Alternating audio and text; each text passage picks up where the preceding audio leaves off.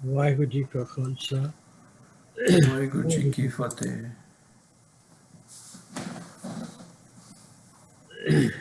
ਆਓ ਅੱਜ ਅਸੀਂ ਪਹਿਲੇ ਮਹਾਨ ਸ਼ਹਾਦਤ ਦੇਣ ਵਾਲੇ ਨੌਵੇਂ ਪਾਤਸ਼ਾਹ ਦੀ ਸਤਿਕਾਰ ਵਿੱਚ ਆਪਣਾ ਸਿਰ ਨਵਾ ਕੇ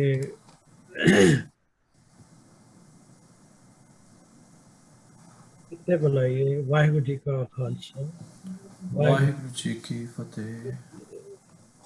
ਸਤਿਕਾਰਯੋਗ ਸਾਧ ਸੰਗਤ ਜੀਓ, ਗੁਰੂ ਸਾਹਿਬ ਦੇ ਜਿਹੜੀ ਦੇਣ ਹੈ ਦੁਨੀਆ ਨੂੰ, ਉਸ ਸੰਬੰਧ ਵਿੱਚ ਅੱਜ ਤੱਕ ਹਜ਼ਾਰਾਂ ਲੋਕਾਂ ਨੇ ਕਿਤਾਬਾਂ ਲਿਖੀਆਂ, ਥੀਸਿਸ ਲਿਖੇ, पेपर्स लिखे, सेमिनार हुए, लेकिन उन्होंने गुण इतने बेअंत हैं कि आज तक कोई उसका अंत नहीं पा सकिया। ਅਸੀਂ ਅੱਜ ਸਿਰਫ 2 ਜਾਂ 3 ਆਸਪੈਕਟਸ ਦੇ ਉੱਤੇ ਬਰੀਫਲੀ ਗੱਲ ਕਰਾਂਗੇ, ਜਿਹੜਾ ਉਹਨਾਂ ਦੇ ਜੀਵਨ ਬਾਰੇ ਵਿਸਥਾਰ ਨਾਲ ਗੱਲਬਾਤ ਆਲਰੇਡੀ ਇਸ ਫੋਰਮ ਦੇ ਉੱਤੇ 3 ਡਿਫਰੈਂਟ ਲੈਕਚਰਸ ਵਿੱਚ ਸਾਡੇ ਸਤਿਕਾਰਯੋਗ ਭੈਣ ਜੀ ਗੱਲ ਕਰ ਚੁੱਕੇ ਨੇ। ਮੈਂ ਉਸ ਨੂੰ ਨਹੀਂ ਕਰਾਂਗਾ। ਜਿਨ੍ਹਾਂ ਪੱਖਾਂ ਦੇ ਉੱਤੇ ਮੈਂ ਗੱਲ ਕਰਨਾ ਚਾਹੁੰਦਾ ਵਾਂ ਉਹ ਹੈ ਉਹਨਾਂ ਦੇ ਮਨੁੱਖਤਾ ਦੇ ਪ੍ਰਤੀ ਜਿਹੜਾ ਕੁਰਬਾਨੀ ਦਾ ਪਿਆਰ ਵਾਲਾ ਜਜ਼ਬਾ ਹੈ, ਔਰ ਜਿਹੜੇ ਹਿਊਮਨ ਰਾਈਟਸ ਨੂੰ, ਇਨਸਾਨੀ ਜਿਹੜੇ ਮੁੱਢਲੇ ਹੱਕ ਨੇ, ਉਹਨਾਂ ਦੀ ਰੱਖਿਆ ਲਈ ਉਹਨਾਂ ਨੇ ਜੋ ਕੁਝ ਕੀਤਾ। ਮੈਂ ਇਹਨਾਂ 2 ਪੁਆਇੰਟਸ ਦੇ ਉੱਤੇ ਫੋਕਸ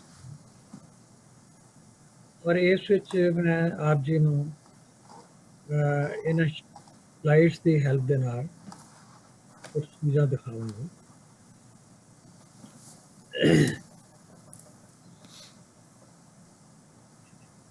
ਟੌਪਿਕ ਜਿਹੜਾ ਹੈ ਉਹ ਹੈ ਸਪਿਰਿਚੁਅਲ ਐਮਪੈਥੀ, ਤੇ ਉਹਨਾਂ ਦੇ ਜੀਵਨ ਵਿੱਚ ਔਰ ਬਾਣੀ ਵਿੱਚ ਇਸ ਦਾ ਕੀ ਰੋਲ ਸੀ। ਰਾਜੇ ਅੱਗੇ ਨਹੀਂ ਜਾ ਰਿਹਾ, ਇਸ ਨੂੰ ਅੱਗੇ ਮੂਵ ਕਰੋ।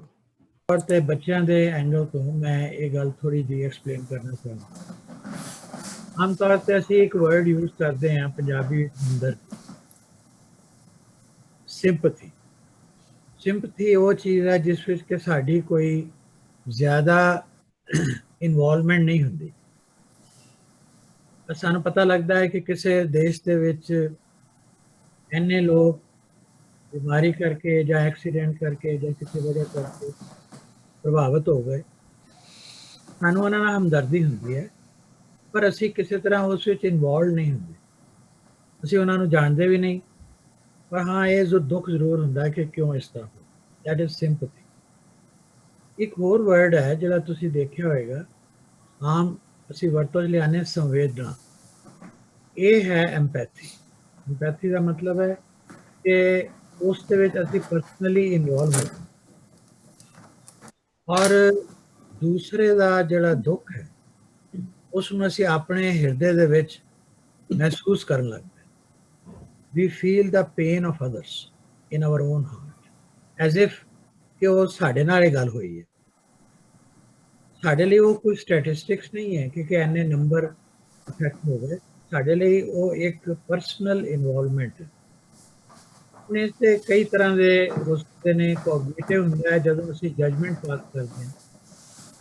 ਜਿਸ ਤਰ੍ਹਾਂ ਗੁਰੂ ਸਾਹਿਬ ਨੇ ਇੱਕ ਜਜਮੈਂਟ ਪਹਿਲੇ ਉਹਨਾਂ ਨੇ ਦਿੱਤੀ ਕਿ ਜਿਹੜੇ ਹਿੰਦੂ ਪੰਡਿਤ ਨੇ ਜਾਂ ਹਿੰਦੂ ਸਮਾਜ ਹੈ, ਉਹਨਾਂ ਦੇ ਕੁਝ ਹੱਕ ਨੇ ਕਿ ਉਹ ਆਪਣੀ ਮਰਜ਼ੀ ਨਾਲ ਚਾਹੇ ਕਿਸੇ ਤਰੀਕੇ ਦੀ ਵੀ ਉਹ ਪੂਜਾ ਕਰਨਾ ਚਾਹਣ, ਉਹ ਕਰ ਸਕਦੇ। ਕਿਸੇ ਹੋਰ ਬੰਦੇ ਨੂੰ ਇਹ ਹੱਕ ਨਹੀਂ ਹੈ ਕਿ ਉਹਨਾਂ ਨੂੰ ਕਹੇ ਵੀ ਤੁਸੀਂ ਇੱਦਾਂ ਨਾ ਕਰੋ ਤੇ ਇੱਦਾਂ ਕਰੋ।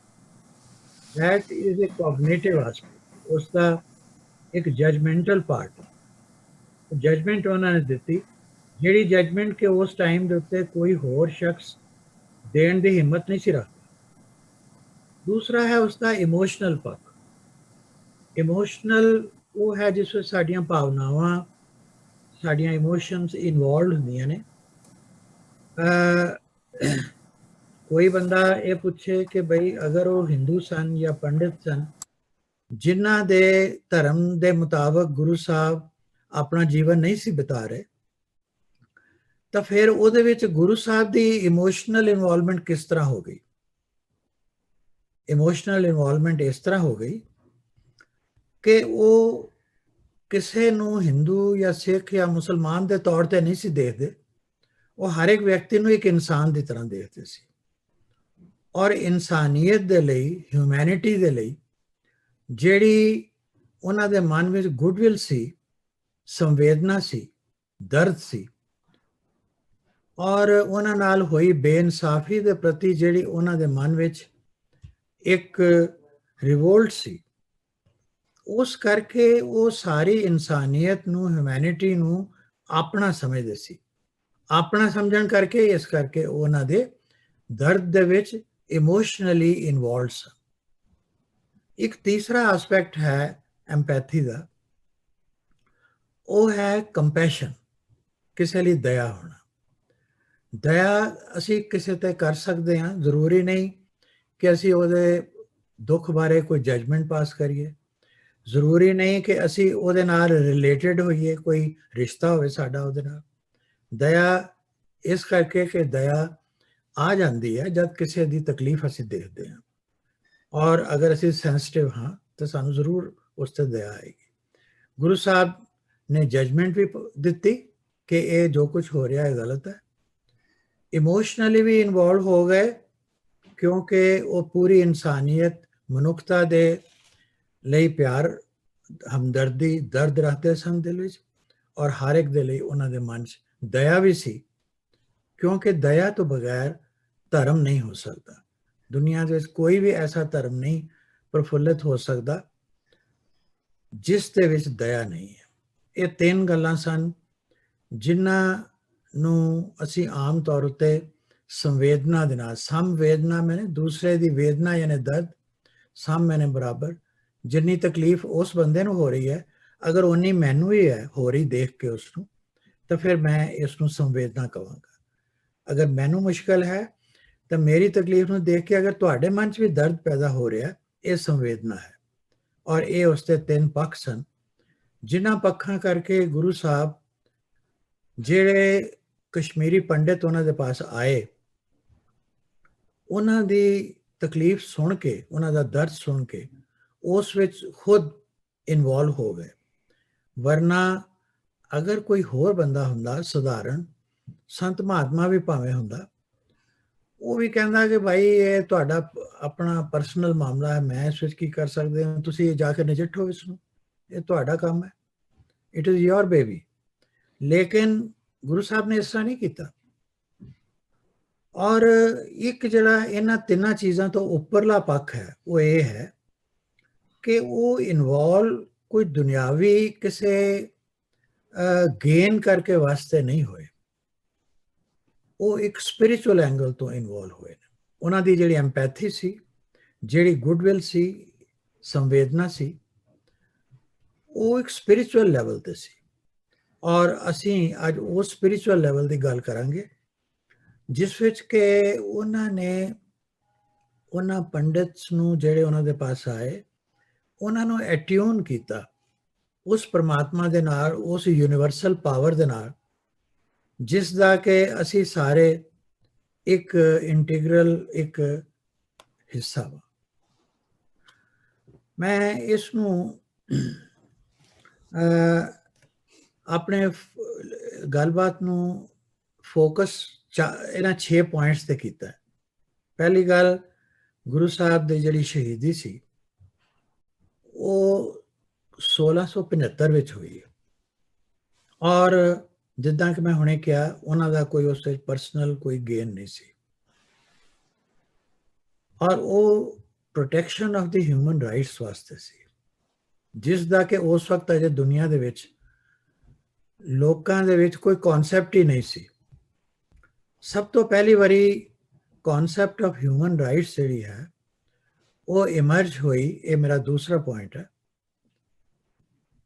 इन यूरोप विच भी पार्टिकुलरली फ्रांस दे विच, जिथे लोकां दे नाल बहुत बदसलूकियां होइयां, धार्मिक लेवल ते, सोशल लेवल ते, पोलिटिकल लेवल ते, और उस जुल्म दे खिलाफ उत्थे एक बड़ी वड्डी आवाज़ उठी 1790 विच। ये तकरीबन 10 साल वो संघर्ष चलिया, और उसका नाम आज तुसी जानते हो, that is called French revolution. उस फ्रेंच रेवोल्यूशन चों ह्यूमन राइट्स की कॉन्सैप्ट इमर्ज की, पर इन्हां नूं मैं हाईलाइट इसलिए कर रहा कि तकरीबन 100-125 साल पहले गुरु साहब ने ह्यूमन राइट्स के वास्ते अपने जीवन की कुर्बानी दी। फ्रेंच रेवोल्यूशन और कॉन्सैप्ट ऑफ ह्यूमन राइट्स बाद च आई, 100 साल तो भी ज़्यादा टाइम पा के।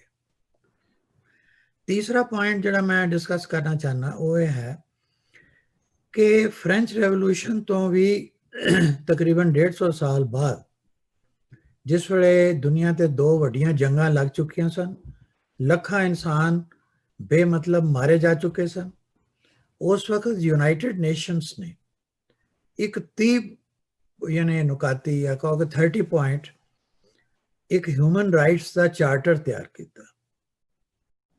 वो अज दुनिया के 200 तो ज़्यादा मुल्क उसके सिग्नेटरीज ने उसनों असूलन मानते हैं। कोई करता या नहीं करता वो एक अलग गल है, असी उधर नहीं जा सकते, पर है। हुण चौथी गल जी मैं करना चाहना वो ये है कि साढ़े बड़े सालों तो मैं ये गल सुनी है कि गुरु साहब की बाणी दे विच त्याग है, डिटैचमेंट है, वैराग है।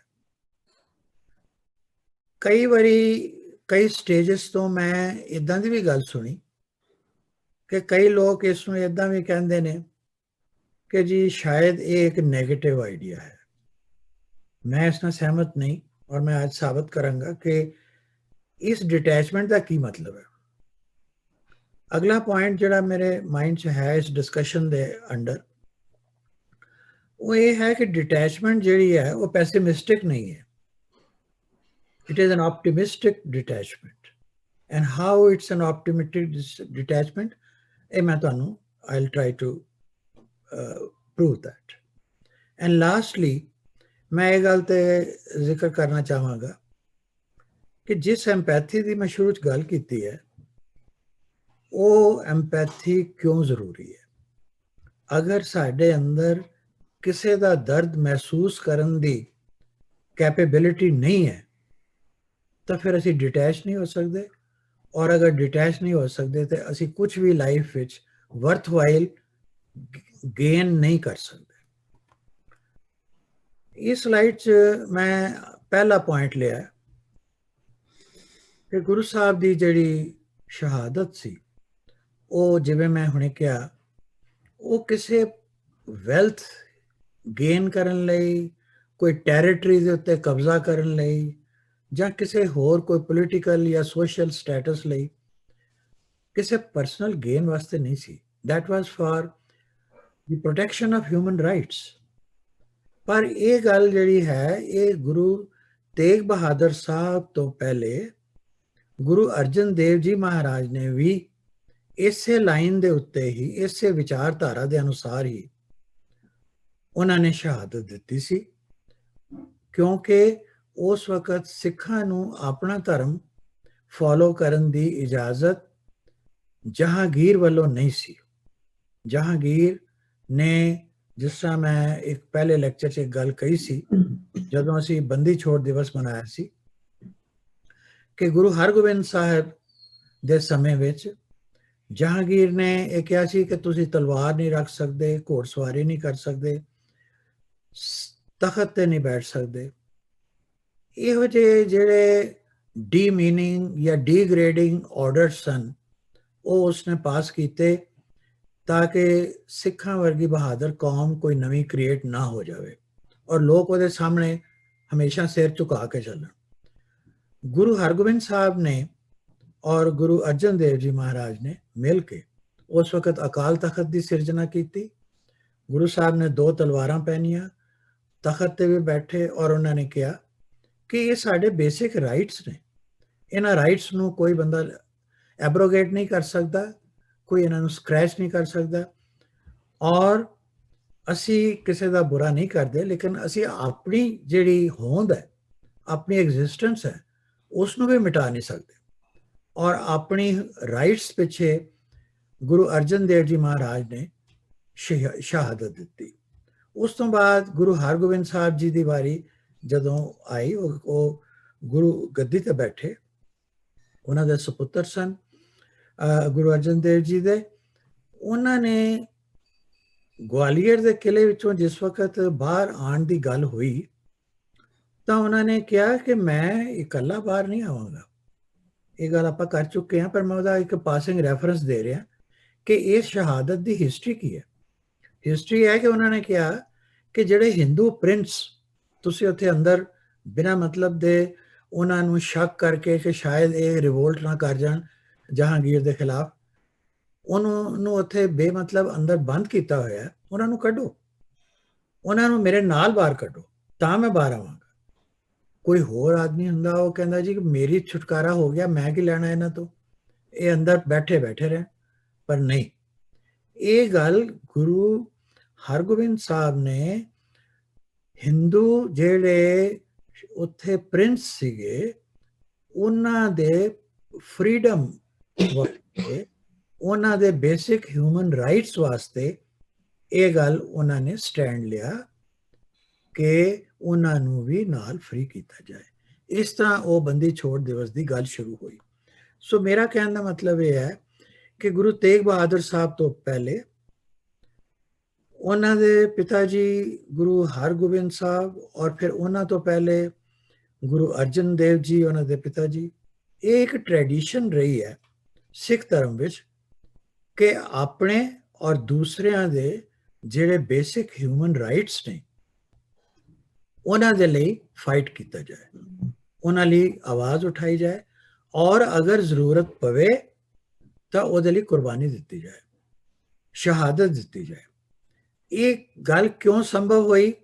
ਇਸ ਕਰਕੇ ਕਿਉਂਕਿ ਅਸਲ ਦੇ ਵਿੱਚ ਗੁਰੂ ਸਾਹਿਬਾਨ ਸਾਰਿਆਂ ਦੇ ਮਨ ਵਿੱਚ ਇੱਕ ਹਿਊਮੈਨਿਟੀ ਵਾਸਤੇ, ਮਨੁੱਖੀ ਹੱਕਾਂ ਵਾਸਤੇ ਇੱਕ ਦਰਦ ਸੀ, ਇੱਕ ਐਮਪੈਥੀ ਸੀ।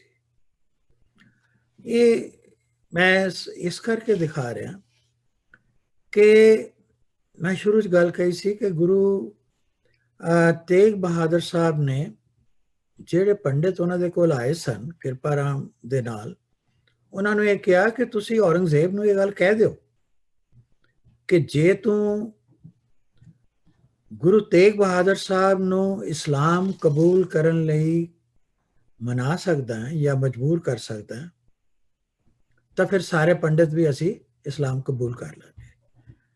That was a daring, judgmental statement, ਜਿਸ ਦੀ ਮੈਂ ਜਿੱਦਾਂ ਪਹਿਲੇ ਕਿਹਾ ਕਿ ਕੋਈ ਹੋਰ ਬੰਦਾ ਇੰਨੀ ਜ਼ਰੂਰਤ ਨਹੀਂ ਸੀ ਕਰ ਸਕਦਾ ਕਹਿਣ ਦੀ। ਇਹ ਸਿਰਫ ਗੁਰੂ ਸਾਹਿਬ ਸਨ ਜਿਨ੍ਹਾਂ ਨੇ ਉਹਨਾਂ ਨੂੰ ਕਿਹਾ, ਔਰ ਉਹਨਾਂ ਦੀ ਬਾਹ ਪਕੜੀ। ਬਾਹ ਜਿਨ੍ਹਾਂ ਦੀ ਪਕੜੀਏ ਸਿਰ ਦੀਜੇ ਬਾਹ ਨਾ ਛੋੜੀਏ। ਇਹ ਗੱਲ ਗੁਰੂ ਤੇਗ ਬਹਾਦਰ ਸਾਹਿਬ ਨੇ ਕਹੀ ਕਿ ਮੈਂ ਇਹਨਾਂ ਮਜ਼ਲੂਮਾਂ ਦੀ, ਜਿਨ੍ਹਾਂ ਤੇ ਜ਼ੁਲਮ ਹੋ ਰਿਹਾ ਹੈ, ਜਿਨ੍ਹਾਂ ਦੇ ਨਾਲ ਬੇਇਨਸਾਫੀ ਹੋ ਰਹੀ ਹੈ, ਬਾਹ ਪਕੜੀ ਹੈ, ਮੈਂ ਆਪਣਾ ਸੀਸ ਦੇ ਦਿਆਂਗਾ, ਇਹਨਾਂ ਦੀ ਬਾਹ ਨਹੀਂ ਛੱਡਾਂਗਾ। ਹੁਣ ਆ ਜੋ ਗੁਰੂ ਅਰਜਨ ਦੇਵ ਜੀ ਔਰ ਗੁਰੂ ਹਰਗੋਬਿੰਦ ਸਾਹਿਬ ਤੋਂ ਬਾਅਦ ਗੁਰੂ ਤੇਗ ਬਹਾਦਰ ਸਾਹਿਬ 1675 ਵਿੱਚ ਜਦ ਉਹਨਾਂ ਦੀ ਸ਼ਹਾਦਤ ਹੁੰਦੀ ਹੈ, ਤਾਂ ਉਹ ਮੈਂ ਜਿਸ ਤਰ੍ਹਾਂ ਪਹਿਲੇ ਕਿਹਾ, ਉਹਨਾਂ ਨੇ ਕਿਸੇ ਆਪਣੇ ਪਰਸਨਲ ਗੇਨ ਵਾਸਤੇ ਕੁਝ ਨਹੀਂ ਕੀਤਾ। ਇਟ ਵਾਸ ਫॉर ਅਦਰਸ ਕਾਜ਼। ਔਰ ਅਦਰਸ ਦਾ ਕਾਜ਼ ਕੀ ਸੀ? ਉਹਨਾਂ ਦੇ ਬੇਸਿਕ ਹਿਊਮਨ ਰਾਈਟਸ ਦੀ ਪ੍ਰੋਟੈਕਸ਼ਨ। ਪਰ ਇਹ ਗੱਲ ਇੱਥੇ ਖਤਮ ਨਹੀਂ ਹੋਈ, ਉਸ ਤੋਂ ਅੱਗੇ ਵੀ ਚੱਲੀ। ਅੱਗੇ ਉਹਨਾਂ ਦੇ ਪਰਿਵਾਰ ਵਿੱਚ ਸਾਹਿਬ ਸ੍ਰੀ ਗੁਰੂ ਗੋਬਿੰਦ ਸਿੰਘ ਜੀ ਮਹਾਰਾਜ, ਉਹਨਾਂ ਦੇ ਸਤਿਕਾਰਯੋਗ ਮਾਤਾ ਜੀ ਗੁਜਰੀ ਜੀ, ਔਰ ਉਹਨਾਂ ਦੇ 4 ਸਾਹਿਬਜ਼ਾਦੇ, ਉਹਨਾਂ ਨੇ ਵੀ ਐਸੇ ਮਹੀਨੇ ਦਸੰਬਰ ਦੇ ਮਹੀਨੇ ਵਿੱਚ ਸ਼ਹਾਦਤਾਂ ਦਿੱਤੀਆਂ, ਕੁਰਬਾਨੀਆਂ ਕੀਤੀਆਂ। ਐਸੀਆਂ ਕੁਰਬਾਨੀਆਂ ਜਿਹੜੀ ਦੁਨੀਆ ਦੇ ਤਖਤੇ ਤੇ ਅੱਜ ਤੱਕ ਨਾ ਪਹਿਲੇ ਕਦੀ ਕਿਸੇ ਨੇ ਦਿੱਤੀਆਂ ਨੇ, ਨਾ ਕੋਈ ਅੱਗੇ ਦੇ ਸਕੇਗਾ, ਲਾਸਾਨੀ। ਔਰ ਜਿਨ੍ਹਾਂ ਦੇ ਅੱਗੇ ਸਾਰੀ ਦੁਨੀਆ ਦਾ ਸਿਰ ਝੁਕਦਾ ਹੈ। ਜਿਹੜੇ ਉਹਨਾਂ ਦੇ ਨਹੀਂ ਮੰਨਣ ਵਾਲੇ ਅੱਜ ਉਹ ਵੀ ਇਹ ਕਹਿੰਦੇ ਨੇ ਕਿ ਅਗਰ ਇਹ ਕੁਰਬਾਨੀਆਂ ਨਾ ਹੋਈਆਂ ਹੁੰਦੀਆਂ, ਇਹ ਸ਼ਹਾਦਤਾਂ ਨਾ ਹੁੰਦੀਆਂ, ਅੱਜ ਦੁਨੀਆ ਜਿੱਥੇ ਖੜੀ ਹੈ ਉੱਥੇ ਨਾ ਹੁੰਦੀ। ਔਰ ਉਹਨਾਂ ਨੇ ਵੀ ਜਿਹੜੀ ਸ਼ਹਾਦਤਾਂ ਦਿੱਤੀਆਂ ਉਹ ਇੱਕ ਬੇਸਿਕ ਹਿਊਮਨ ਰਾਈਟਸ ਸਾਡੇ ਸਾਰਿਆਂ ਦੇ, ਸਿੱਖਾਂ ਦੇ ਨਹੀਂ, ਹਿੰਦੂਆਂ ਦੇ ਨਹੀਂ, ਬਲਕਿ ਸਾਰੀ ਇਨਸਾਨੀਅਤ ਦੇ, ਪੂਰੀ ਹਿਊਮੈਨਿਟੀ ਦੇ ਰਾਈਟਸ ਲਈ ਉਹਨਾਂ ਨੇ ਆਪਣਾ ਬਲੀਦਾਨ ਦਿੱਤਾ। ਇਸ ਬਲੀਦਾਨ ਦੇ ਬਾਰੇ ਵਿੱਚ ਗੁਰੂ ਗੋਬਿੰਦ ਸਿੰਘ ਜੀ ਨੇ 9 ਸਾਲ ਦੀ ਉਮਰ ਦੇ ਵਿੱਚ ਜਿਸ ਵਕਤ ਇਹ ਪੰਡਿਤ ਆਏ, ਉਸ ਵਕਤ ਖੁਦ ਉਹਨਾਂ ਨੂੰ ਪ੍ਰੇਰਣਾ ਦਿੱਤੀ। ਕੋਈ ਵੀ ਬੇਟਾ ਇਹ ਕਦੀ ਨਹੀਂ ਚਾਹੇਗਾ ਕਿ ਉਹ ਆਪਣੇ ਪਿਤਾ ਦੀ ਬਲੀਦਾਨ ਦੇ ਦੇਵੇ ਜਦਕਿ ਉਹ ਖੁਦ ਇੱਕ ਛੋਟਾ ਬੱਚਾ ਹੈ। ਔਰ ਕੋਈ ਪਿਤਾ ਇਹ ਨਹੀਂ ਚਾਹੇਗਾ ਕਿ ਉਹ ਜਿੱਥੇ ਦਿੱਲੀ ਜਦ ਖੁਦ ਗਏ, ਆਪਣੀ ਮਰਜ਼ੀ ਨਾਲ ਗਏ ਨੇ, ਕੋਈ ਉਹਨਾਂ ਨੂੰ ਉੱਥੋਂ ਫੜ ਕੇ ਨਹੀਂ ਲੈ ਕੇ ਗਿਆ ਜਾਂ ਕੋਈ ਕੰਪੈਲ ਨਹੀਂ ਕੀਤਾ। ਕੋਈ ਪਿਤਾ ਨਹੀਂ ਚਾਹੇਗਾ ਵੀ ਜਦ ਕਿ ਉਸਨੂੰ ਪਤਾ ਹੈ ਕਿ ਮੈਂ ਦਿੱਲੀ ਜਾ ਕੇ ਮੇਰੀ ਸ਼ਹਾਦਤ ਹੋ ਜਾਣੀ ਨਿਸ਼ਚਿਤ ਹੈ, ਜਿਹੜੇ ਮੇਰੇ ਨਾਲ ਗਏ ਨੇ ਉਹਨਾਂ ਨੂੰ ਵੀ ਸ਼ਹਾਦਤ ਦੇਣੀ ਪਏਗੀ ਔਰ ਉੱਥੋਂ ਮੈਂ ਵਾਪਸ ਨਹੀਂ ਆਣਾ। ਇਸ ਗੱਲ ਦਾ ਗੁਰੂ ਸਾਹਿਬ ਨੂੰ ਪਤਾ ਸੀ, ਪਰ ਫਿਰ ਵੀ ਉਹ ਆਪਣੇ 9 ਸਾਲ ਦੇ ਸੁਪੁੱਤਰ ਨੂੰ ਛੱਡ ਕੇ ਬਾਪ ਦੇ ਲਈ ਜਾਣਾ ਕੋਈ ਇੰਨੀ ਸੌਖੀ ਗੱਲ ਨਹੀਂ ਸੀ। ਪਰ ਇਹ ਜਿਹੜਾ ਨਿਰਮੋਹ ਹੋਣਾ ਹੈ, ਇਸ ਦਾ ਸੰਬੰਧ ਹੈ ਉਸ ਡਿਟੈਚਮੈਂਟ ਦੇ ਨਾਲ ਜਿਸ ਦੀ ਮੈਂ ਅੱਗੇ ਜਾ ਕੇ ਗੱਲ ਕਰਾਂਗਾ। ਇਸ ਵੇਲੇ ਮੈਂ ਸਿਰਫ ਇਹ ਨਹੀਂ ਗੱਲ ਕਹਿਣਾ ਚਾਹਨਾ ਕਿ ਗੁਰੂ ਸਾਹਿਬ ਨੇ ਇਸ ਤਰ੍ਹਾਂ ਦੀ ਗੱਲ ਫਿਰ ਬਾਅਦ 'ਚ ਆਪਣੀ ਬਾਣੀ 'ਚ ਲਿਖੀ ਕਿ ਗੁਰੂ ਤੇਗ ਬਹਾਦਰ ਸਾਹਿਬ ਜਿਹੜੇ ਸਨ, ਉਹਨਾਂ ਨੇ ਹਿੰਦੂ ਧਰਮ ਦੇ ਜਿਹੜੇ ਧਾਰਮਿਕ ਸਿੰਬਲ ਸਨ, ਚਿੰਨ੍ਹ ਸੀ, ਜਿਸ ਤਰ੍ਹਾਂ ਤਿਲਕ ਹੈ ਜਾਂ ਜੰਜੂ ਹੈ, ਹਾਲਾਂਕਿ ਨਾ ਉਹ ਤਿਲਕ ਲਗਾਉਂਦੇ ਸਨ ਖੁਦ, ਨਾ ਉਹ ਜਨੇਊ ਪਹਿਨਦੇ ਸਨ, ਨਾ ਸਿੱਖਾਂ ਨੂੰ ਉਹਨਾਂ ਨੇ ਕਿਹਾ ਕਿ ਤੁਸੀਂ ਪਾਓ, ਪਰ ਉਹਨਾਂ ਨੇ ਕਿਹਾ ਜੇ ਅਸੀਂ ਨਹੀਂ ਪਾਉਂਦੇ ਤਾਂ ਕੋਈ ਗੱਲ ਨਹੀਂ, ਜਿਹੜੇ ਪਾਉਂਦੇ ਨੇ ਉਹਨਾਂ ਦਾ ਇਹ ਹੱਕ ਹੈ, ਹਰ ਇੱਕ ਹਿੰਦੂ ਦਾ ਇਹ ਹੱਕ ਹੈ ਕਿ ਅਗਰ ਉਹ ਪਾਣਾ ਚਾਹੁੰਦਾ ਤਾਂ ਬੜੀ ਖੁਸ਼ੀ ਨਾਲ ਪਾਵੇ, ਕਿਸੇ ਨੂੰ ਇਸ ਵਿੱਚ ਕੋਈ ਇਤਰਾਜ਼ ਨਹੀਂ ਹੋ ਸਕਦਾ, ਨਾ ਔਰੰਗਜ਼ੇਬ ਨੂੰ ਹੋ ਸਕਦਾ, ਨਾ ਕਿਸੇ ਹੋਰ ਨੂੰ ਹੋ ਸਕਦਾ। Nobody has any right to question ਕਿ ਉਹ ਕਿਉਂ ਪਾਉਂਦੇ ਨੇ, ਇਹ ਉਹਨਾਂ ਦਾ ਕੰਮ ਹੈ। ਹਾਂ, ਜੇ ਤੁਹਾਨੂੰ ਨਹੀਂ ਅੱਛਾ ਲੱਗਦਾ ਤੁਸੀਂ ਨਾ ਪਾਓ। ਉਹਨਾਂ ਨੇ ਕਿਹਾ ਕਿ ਉਹਨਾਂ ਦੇ ਧਰਮ ਦੇ ਸਿੰਬਲਸ ਔਰ ਸੇਕ੍ਰੇਟ ਜਿਹੜੇ ਥ੍ਰੈਡ ਨੇ, ਉਹਦੇ ਵਾਸਤੇ ਉਹਨਾਂ ਨੇ, ਗੁਰੂ ਸਾਹਿਬ ਨੇ ਆਪਣਾ ਸੀਸ ਦਿੱਤਾ। ਇੱਕ ਲਫ਼ਜ਼ ਵੀ ਸੀ ਨਹੀਂ ਉਚਾਰੀ, ਪੇਨ ਨਹੀਂ ਦੱਸੀ ਕਿ ਮੈਨੂੰ ਕੋਈ ਤਕਲੀਫ ਹੋ ਰਹੀ ਹੈ, ਕੋਈ ਉਹਨਾਂ ਨੇ ਕੋਈ ਮਿਰਾਕਲ ਨਹੀਂ ਕੀਤਾ ਜਿਸ ਤਰ੍ਹਾਂ ਕਿ ਉਸ ਵਕਤ ਦੇ ਵਿੱਚ ਲੋਕੀ ਸਾਧੂ ਮਹਾਤਮਾ ਜਾਂ ਇਹੋ ਜਿਹੇ ਲੋਕ ਪੀਰ ਪੈਗੰਬਰ ਕਰਦੇ ਸਨ ਆਪਣੇ ਬਚਾਅ ਵਾਸਤੇ, ਕੋਈ ਜਾਦੂ ਮੰਤਰ ਜਾਂ ਕੋਈ ਕਰਿਸ਼ਮਾ ਜਾਂ ਕੋਈ ਮਿਰਾਕਲ ਗੁਰੂ ਸਾਹਿਬ ਨੇ ਬਿਲਕੁਲ ਨਹੀਂ ਕੀਤਾ।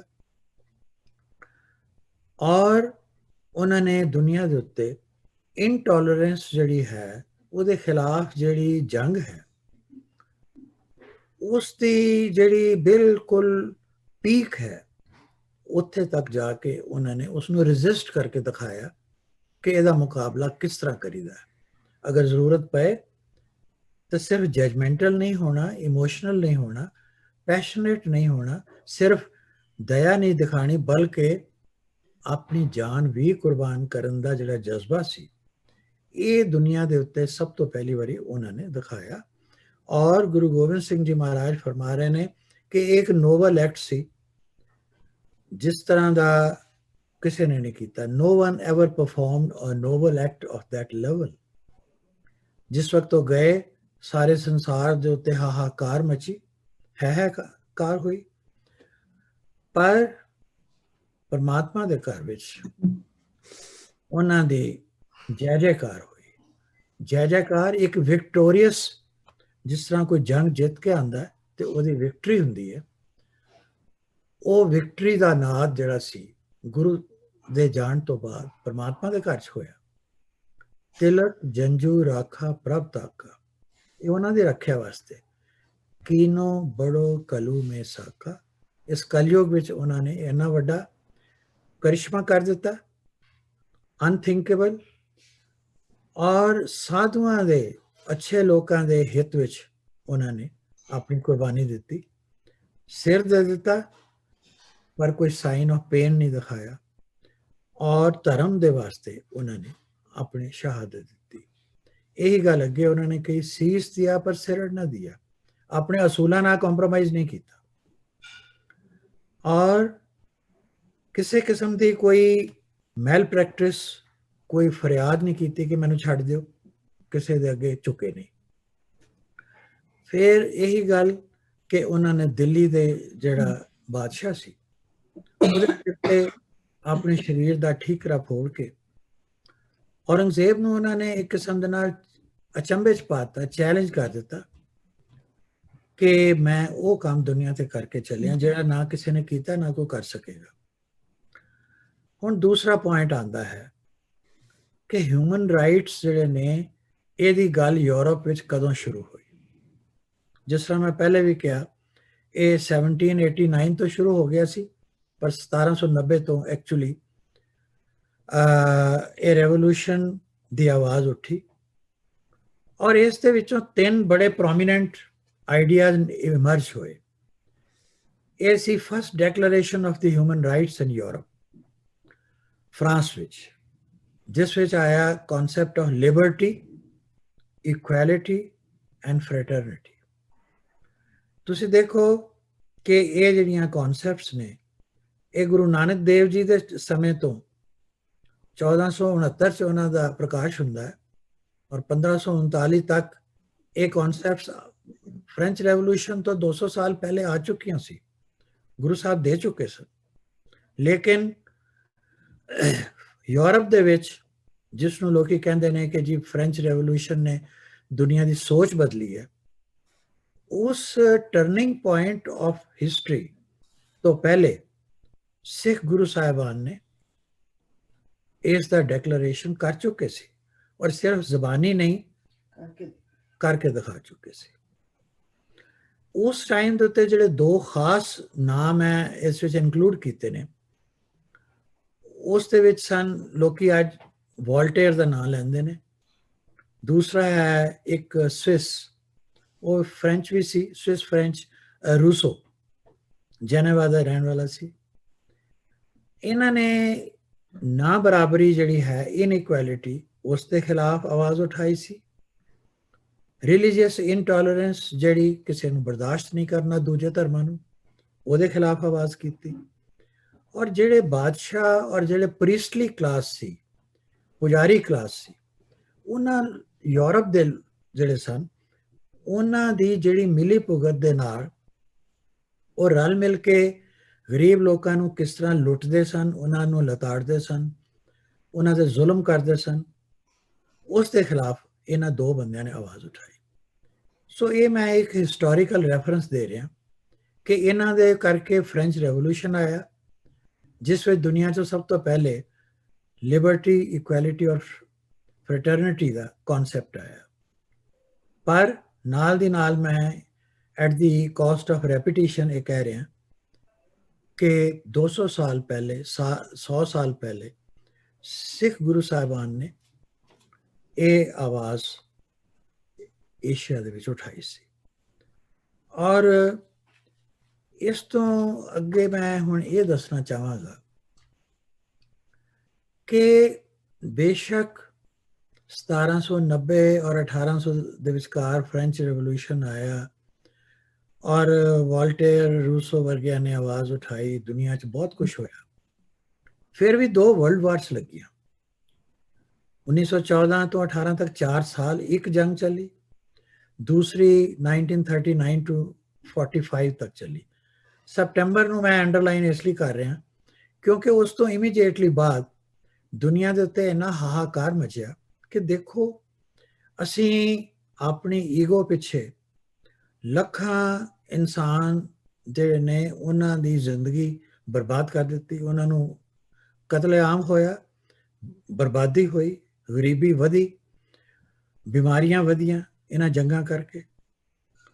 तो उस दुख दे विचों एक वर्ल्ड वाइड आवाज़ पैदा हुई अक्तूबर 1945 विच। यानी सैप्टेंबर विच वो सैकेंड वर्ल्ड वार खत्म होती है, अक्टूबर 45 दे विच ये आवाज़ उठती है कि एक यूनाइटेड नेशंस वर्गी एक संस्था बनाओ ਜਿਹੜੀ कि दुनिया के ਜਿਹੜੇ वारिंग कंट्रीज़ ने एक दूसरे नाल लड़ाई कर रहे हैं ਉਹਨਾਂ ਨੂੰ ਰੋਕਣ, ਸਮਝਾਉਣ ਔਰ ਅਗਰ ਹੋ ਸਕੇ ਤਾਂ ਉਹਨਾਂ ਦਾ ਕੋਈ ਸਮਝੌਤਾ ਕਰਾ ਦੇਣ ਤਾਂ ਕਿ ਇਹ ਵਰਲਡ ਵਾਰਸ ਦੀ ਨੌਬਤ ਨਾ ਆਵੇ। ਪਰ ਉਹਨਾਂ ਦੇ ਨਾਲ ਦੀ ਨਾਲ ਇੱਕ ਹੋਰ ਉਹਨਾਂ ਦਾ ਪਰਪਸ ਸੀ, ਉਹ ਸੀ ਕਿ not only to keep peace in the world but the United Nations ਜਿਹੜੇ ਸਨ ਉਹਨਾਂ ਦਾ ਪਰਪਸ ਇਹ ਵੀ ਸੀ ਜਿਸ ਨੂੰ ਉਹਨਾਂ ਨੇ ਡਿਕਲੇਅਰ ਕੀਤਾ, ਜਿਹੜੀ ਸਾਡੇ ਗੱਲਬਾਤ ਦੇ ਨਾਲ ਰਿਲੇਟਡ ਗੱਲ ਹੈ ਉਹ ਇਹ ਹੈ ਕਿ ਉਹਨਾਂ ਨੇ ਇੱਕ charter of human rights prepare ਕੀਤਾ। ਇਹ ਚਾਰਟਰ ਆਫ ਹਿਊਮਨ ਰਾਈਟਸ ਐਸੇ ਮਹੀਨੇ ਦਸੰਬਰ ਦਾ ਹੀ ਮਹੀਨਾ ਸੀ, 10 ਦਸੰਬਰ 1948, 10th of December 1948 ਇਹ UN ਜਨਰਲ ਅਸੈਂਬਲੀ ਨੇ ਪ੍ਰਿਪੇਅਰ ਕੀਤਾ ਔਰ ਪੈਰਿਸ ਦੇ ਵਿੱਚ ਇਸ ਨੂੰ ਜਾ ਕੇ ਪ੍ਰੋਕਲੇਮ ਕੀਤਾ, ਇਸ ਦੀ ਅਨਾਉਂਸਮੈਂਟ ਕੀਤੀ ਕਿਉਂਕਿ ਫ੍ਰੈਂਚ ਰੈਵੋਲੂਸ਼ਨ ਜਿਹੜਾ ਸੀ ਉਹ ਫਰਾਂਸ ਤੋਂ ਸ਼ੁਰੂ ਹੋਇਆ ਸੀ। ਸੋ ਉਸ ਵਕਤ ਜਨਰਲ ਅਸੈਂਬਲੀ 'ਚ ਇਹ ਗੱਲ ਹੋਈ ਕਿ ਇਸ ਦਾ ਡੈਕਲੇਰੇਸ਼ਨ ਸੈਨ ਫਰਾਂਸਿਸਕੋ ਵਿੱਚ ਜਿੱਥੇ UN ਦਾ ਹੈਡਕੁਆਟਰ ਉੱਥੇ ਨਹੀਂ ਬਲਕਿ ਇਸ ਨੂੰ ਡਿਕਲੇਅਰ ਕੀਤਾ ਜਾਏ, ਪ੍ਰੋਕਲੇਮ ਕੀਤਾ ਜਾਏ in Paris where the French Revolution first took place। हैरानी की गल है कि उस तो 200 साल पहले ह्यूमन राइट्स दा डिक्लेरेशन 10 सिख गुरु साहबान कर चुके सी। हुण मैं अगला पॉइंट लेना है कि गुरु साहब दी बाणी दे विच ਜਿਹੜੀ डिटैचमेंट ਦੀ ਜਾਂ ਵੈਰਾਗ ਦੀ ਗੱਲ ਹੈ ਉਸ ਦੇ ਬਾਰੇ ਉਹਨਾਂ ਦੀ ਬਾਣੀ ਚੋਂ ਸਾਨੂੰ ਕੀ ਸਮਝ ਆਉਂਦੀ ਹੈ। ਇਸ ਵਿੱਚ ਮੈਂ ਆਪਣੇ ਕੋਲੋਂ ਕੋਈ ਗੱਲ ਨਹੀਂ ਕਹਿ ਸਕਦਾ ਕਿਉਂਕਿ ਸਾਡੀ ਮਨੁੱਖੀ ਜਿਹੜੀ ਸਮਝ ਹੈ ਬੜੀ ਲਿਮਿਟਿਡ ਹੈ। ਸਾਰਾ ਜਿਹੜੀ ਸਮਝ ਹੈ, ਗਿਆਨ ਹੈ, ਉਹ ਤਾਂ ਗੁਰਬਾਣੀ ਚੋਂ ਹੀ ਹੈ। ਆਓ ਉਸ ਨੂੰ ਦੇਖੀਏ ਕਿ 9ਵੇਂ ਗੁਰੂ ਸਾਹਿਬ ਜਿਹੜੇ ਨੇ ਉਹਨਾਂ ਦੇ ਸ਼ਲੋਕਾਂ ਵਿੱਚ ਕੀ ਕੁਛ ਲਿਖਿਆ ਔਰ ਉਹ ਕੀ ਕਹਿ ਰਹੇ ਨੇ ਔਰ ਉਹਨਾਂ ਦੇ ਵਿਰਾਗ ਦਾ ਕੀ ਮਤਲਬ ਹੈ, ਉਹਦਾ ਐਮਪੈਥੀ ਦੇ ਨਾਲ ਕੀ ਤਾਲੁਕ ਹੈ ਔਰ ਉਸ ਦਾ ਹਿਊਮਨ ਰਾਈਟਸ ਦੇ ਨਾਲ ਕੀ ਤਾਲੁਕ ਹੈ। These things are not separate. Aam perception ਲੋਕਾਂ ਦੀ ਇਹ ਹੈ ਕਿ ਇਹ ਅਲੱਗ-ਅਲੱਗ ਗੱਲਾਂ ਨੇ। ਮੇਰਾ ਖਿਆਲ ਹੈ ਕਿ ਇਹ ਸਾਰੀਆਂ ਇੰਟਰਕਨੈਕਟਡ ਨੇ ਬਹੁਤ deeply. How they are interconnected I will try to show that. ਇੱਥੇ ਮੈਂ ਇਹ ਗੱਲ ਦੱਸਣਾ ਚਾਹਾਂਗਾ ਕਿ 116 ਉਹਨਾਂ ਦੀਆਂ ਹਿਮਸ ਨੇ, ਰਚਨਾਵਾਂ ਨੇ, ਜਿਸ ਵਿੱਚੋਂ ਪਹਿਲੇ ਉਹਨਾਂ ਨੇ ਕਈ ਰਾਗਾਂ ਦੇ ਵਿੱਚ 59 ਸ਼ਬਦ ਲਿਖੇ ਨੇ। ਗੁਰੂ ਗ੍ਰੰਥ ਸਾਹਿਬ ਜੀ ਦੇ ਵਿੱਚ ਕੋਈ 296 ਤੋਂ 300 ਪੇਜ ਦੇ ਵਿਚਕਾਰ ਜਿਹੜੇ 4-5 ਪੇਜ ਨੇ ਉਹਨਾਂ ਦੇ ਵਿੱਚ ਮੋਸਟਲੀ ਹਨ ਔਰ 57 ਨੰਬਰ ਦੇ ਵਿੱਚ ਉਹਨਾਂ ਦੇ 9ਵੇਂ ਮਹੱਲੇ ਦੇ ਸ਼ਲੋਕ ਨੇ ਜਿਹੜੇ ਕਿ ਤੁਹਾਨੂੰ ਪਤਾ ਹੈ ਕਿ ਰਾਗਮਾਲਾ ਤੋਂ ਪਹਿਲੇ ਪੜ੍ਹੇ ਜਾਂਦੇ ਨੇ। ਤਕਰੀਬਨ 1426 ਤੋਂ 1428-29 ਤੱਕ ਕੁਛ ਜਿਹੜੇ ਅਖੀਰਲੇ ਪੇਜ ਨੇ ਉਹਨਾਂ ਤੇ ਉਹਨਾਂ ਦੇ 57 9ਵੇਂ ਮਹੱਲੇ ਦੇ ਸ਼ਲੋਕ ਨੇ। ਇਹਨਾਂ ਨੂੰ ਥੋੜਾ ਕਰਕੇ ਮੈਂ ਕਈ ਮਹੀਨਿਆਂ 'ਚ ਪੜ੍ਹਿਆ ਔਰ ਉਹਨਾਂ 'ਚੋਂ ਕੁਝ ਕਾਮਨ ਪੁਆਇੰਟ ਜਿਹੜੇ ਸਨ ਉਹਨਾਂ ਨੂੰ ਮੈਂ ਇਕੱਠੇ ਕਰਨ ਦੀ ਕੋਸ਼ਿਸ਼ ਕੀਤੀ। ਜਿੰਨੀ ਕੁ ਥੋੜ੍ਹੀ ਬਹੁਤ ਮੈਨੂੰ ਸਮਝ ਆ ਸਕੀ ਉਸ ਤੋਂ ਮੈਂ ਜਿਹੜੇ ਪੁਆਇੰਟ ਇਕੱਠੇ ਕੀਤੇ ਉਹਨਾਂ ਨੂੰ ਮੈਂ ਅੱਗੇ ਹੋਰ ਸੰਖੇਪ ਵਿੱਚ, ਬਰੀਫ ਵਿੱਚ ਇੱਥੇ ਲਿਖਿਆ ਵੀ ਔਰ ਆਪ ਜੀ ਨਾਲ ਡਿਸਕਸ ਕਰਾਂਗਾ। ਇੱਕ ਜਗ੍ਹਾ 'ਚ ਗੁਰੂ ਸਾਹਿਬ ਇੱਕ ਗੱਲ ਕਰ ਰਹੇ ਨੇ ਕਿ ਦੁਨੀਆ ਕੀ ਹੈ, ਇੱਕ ਸੁਪਨਾ ਹੈ।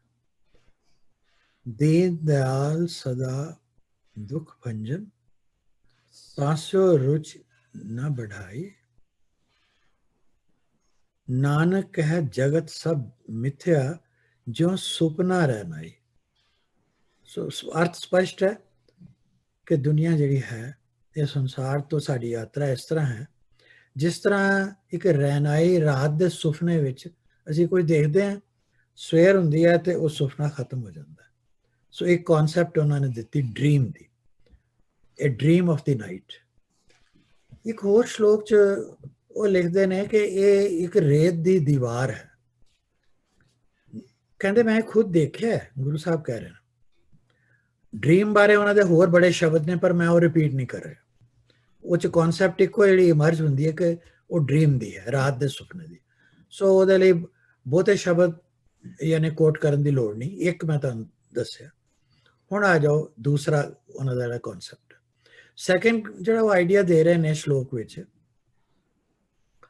ਉਹ ਕਹਿੰਦੇ ਮੈਂ ਖੁਦ ਦੇਖਿਆ ਕਿ ਕੋਈ ਕਿਸੇ ਦਾ ਨਹੀਂ ਸਾਥੀ ਨਹੀਂ ਹੈ, ਔਰ ਸਿਵਾਏ ਪਰਮਾਤਮਾ ਦੇ ਕੋਈ ਕਿਸੇ ਦਾ ਸੰਗੀ ਸਾਥੀ ਨਹੀਂ। ਦੋਸਤ ਮਿੱਤਰ ਰਿਸ਼ਤੇਦਾਰ ਜ਼ਰੂਰ ਹੈਗੇ ਨੇ ਔਰ ਉਹਨਾਂ ਦੀ ਕੋਈ ਸਿਗਨੀਫੀਕੈਂਸ ਵੀ ਹੈ, ਪਰ ਉਹ ਅਲਟੀਮੇਟਲੀ ਉਹ ਕਿਸੇ ਕੰਮ ਨਹੀਂ ਆਉਂਦਾ ਕੋਈ ਵੀ। ਔਰ ਇਹ ਕਹਿੰਦੇ ਸਾਰੀ ਰਚਨਾ ਜਿਹੜੀ ਹੈ ਇਹ ਝੂਠ ਹੈ, ਜਾਣ ਲਿਓ ਰੇ ਮੀਤ। ਉਹ ਮੀਤ ਕਹਿ ਰਹੇ ਨੇ ਸਾਨੂੰ ਸਾਰਿਆਂ ਨੂੰ। ਇਹੀ ਵਜ੍ਹਾ ਹੈ ਮੈਂ ਸ਼ੁਰੂ 'ਚ ਕਿਹਾ ਕਿ ਉਹ ਇਨਸਾਨੀਅਤ ਨੂੰ, ਹਿਊਮੈਨਿਟੀ ਨੂੰ ਐਡਰੈਸ ਕਰ ਰਹੇ ਨੇ, ਉਹਨਾਂ ਨੂੰ ਪਿਆਰ ਕਰਦੇ ਨੇ, ਇਸ ਲਈ ਵਰਡ ਯੂਜ਼ ਕਰ ਰਹੇ ਨੇ ਮੀਤ। ਉਹ ਕਹਿੰਦੇ ਇਹ ਮੇਰੇ ਦੋਸਤ, ਇਹ ਮੇਰੇ ਮਿੱਤਰ, ਇਹ ਇਨਸਾਨ ਸਮਝ, ਕਹਿ ਨਾਨਕ ਥਿਰ ਨਾ ਰਹੇ ਜਿਉਂ ਬਾਲੂ ਕੀ ਭੀਤ।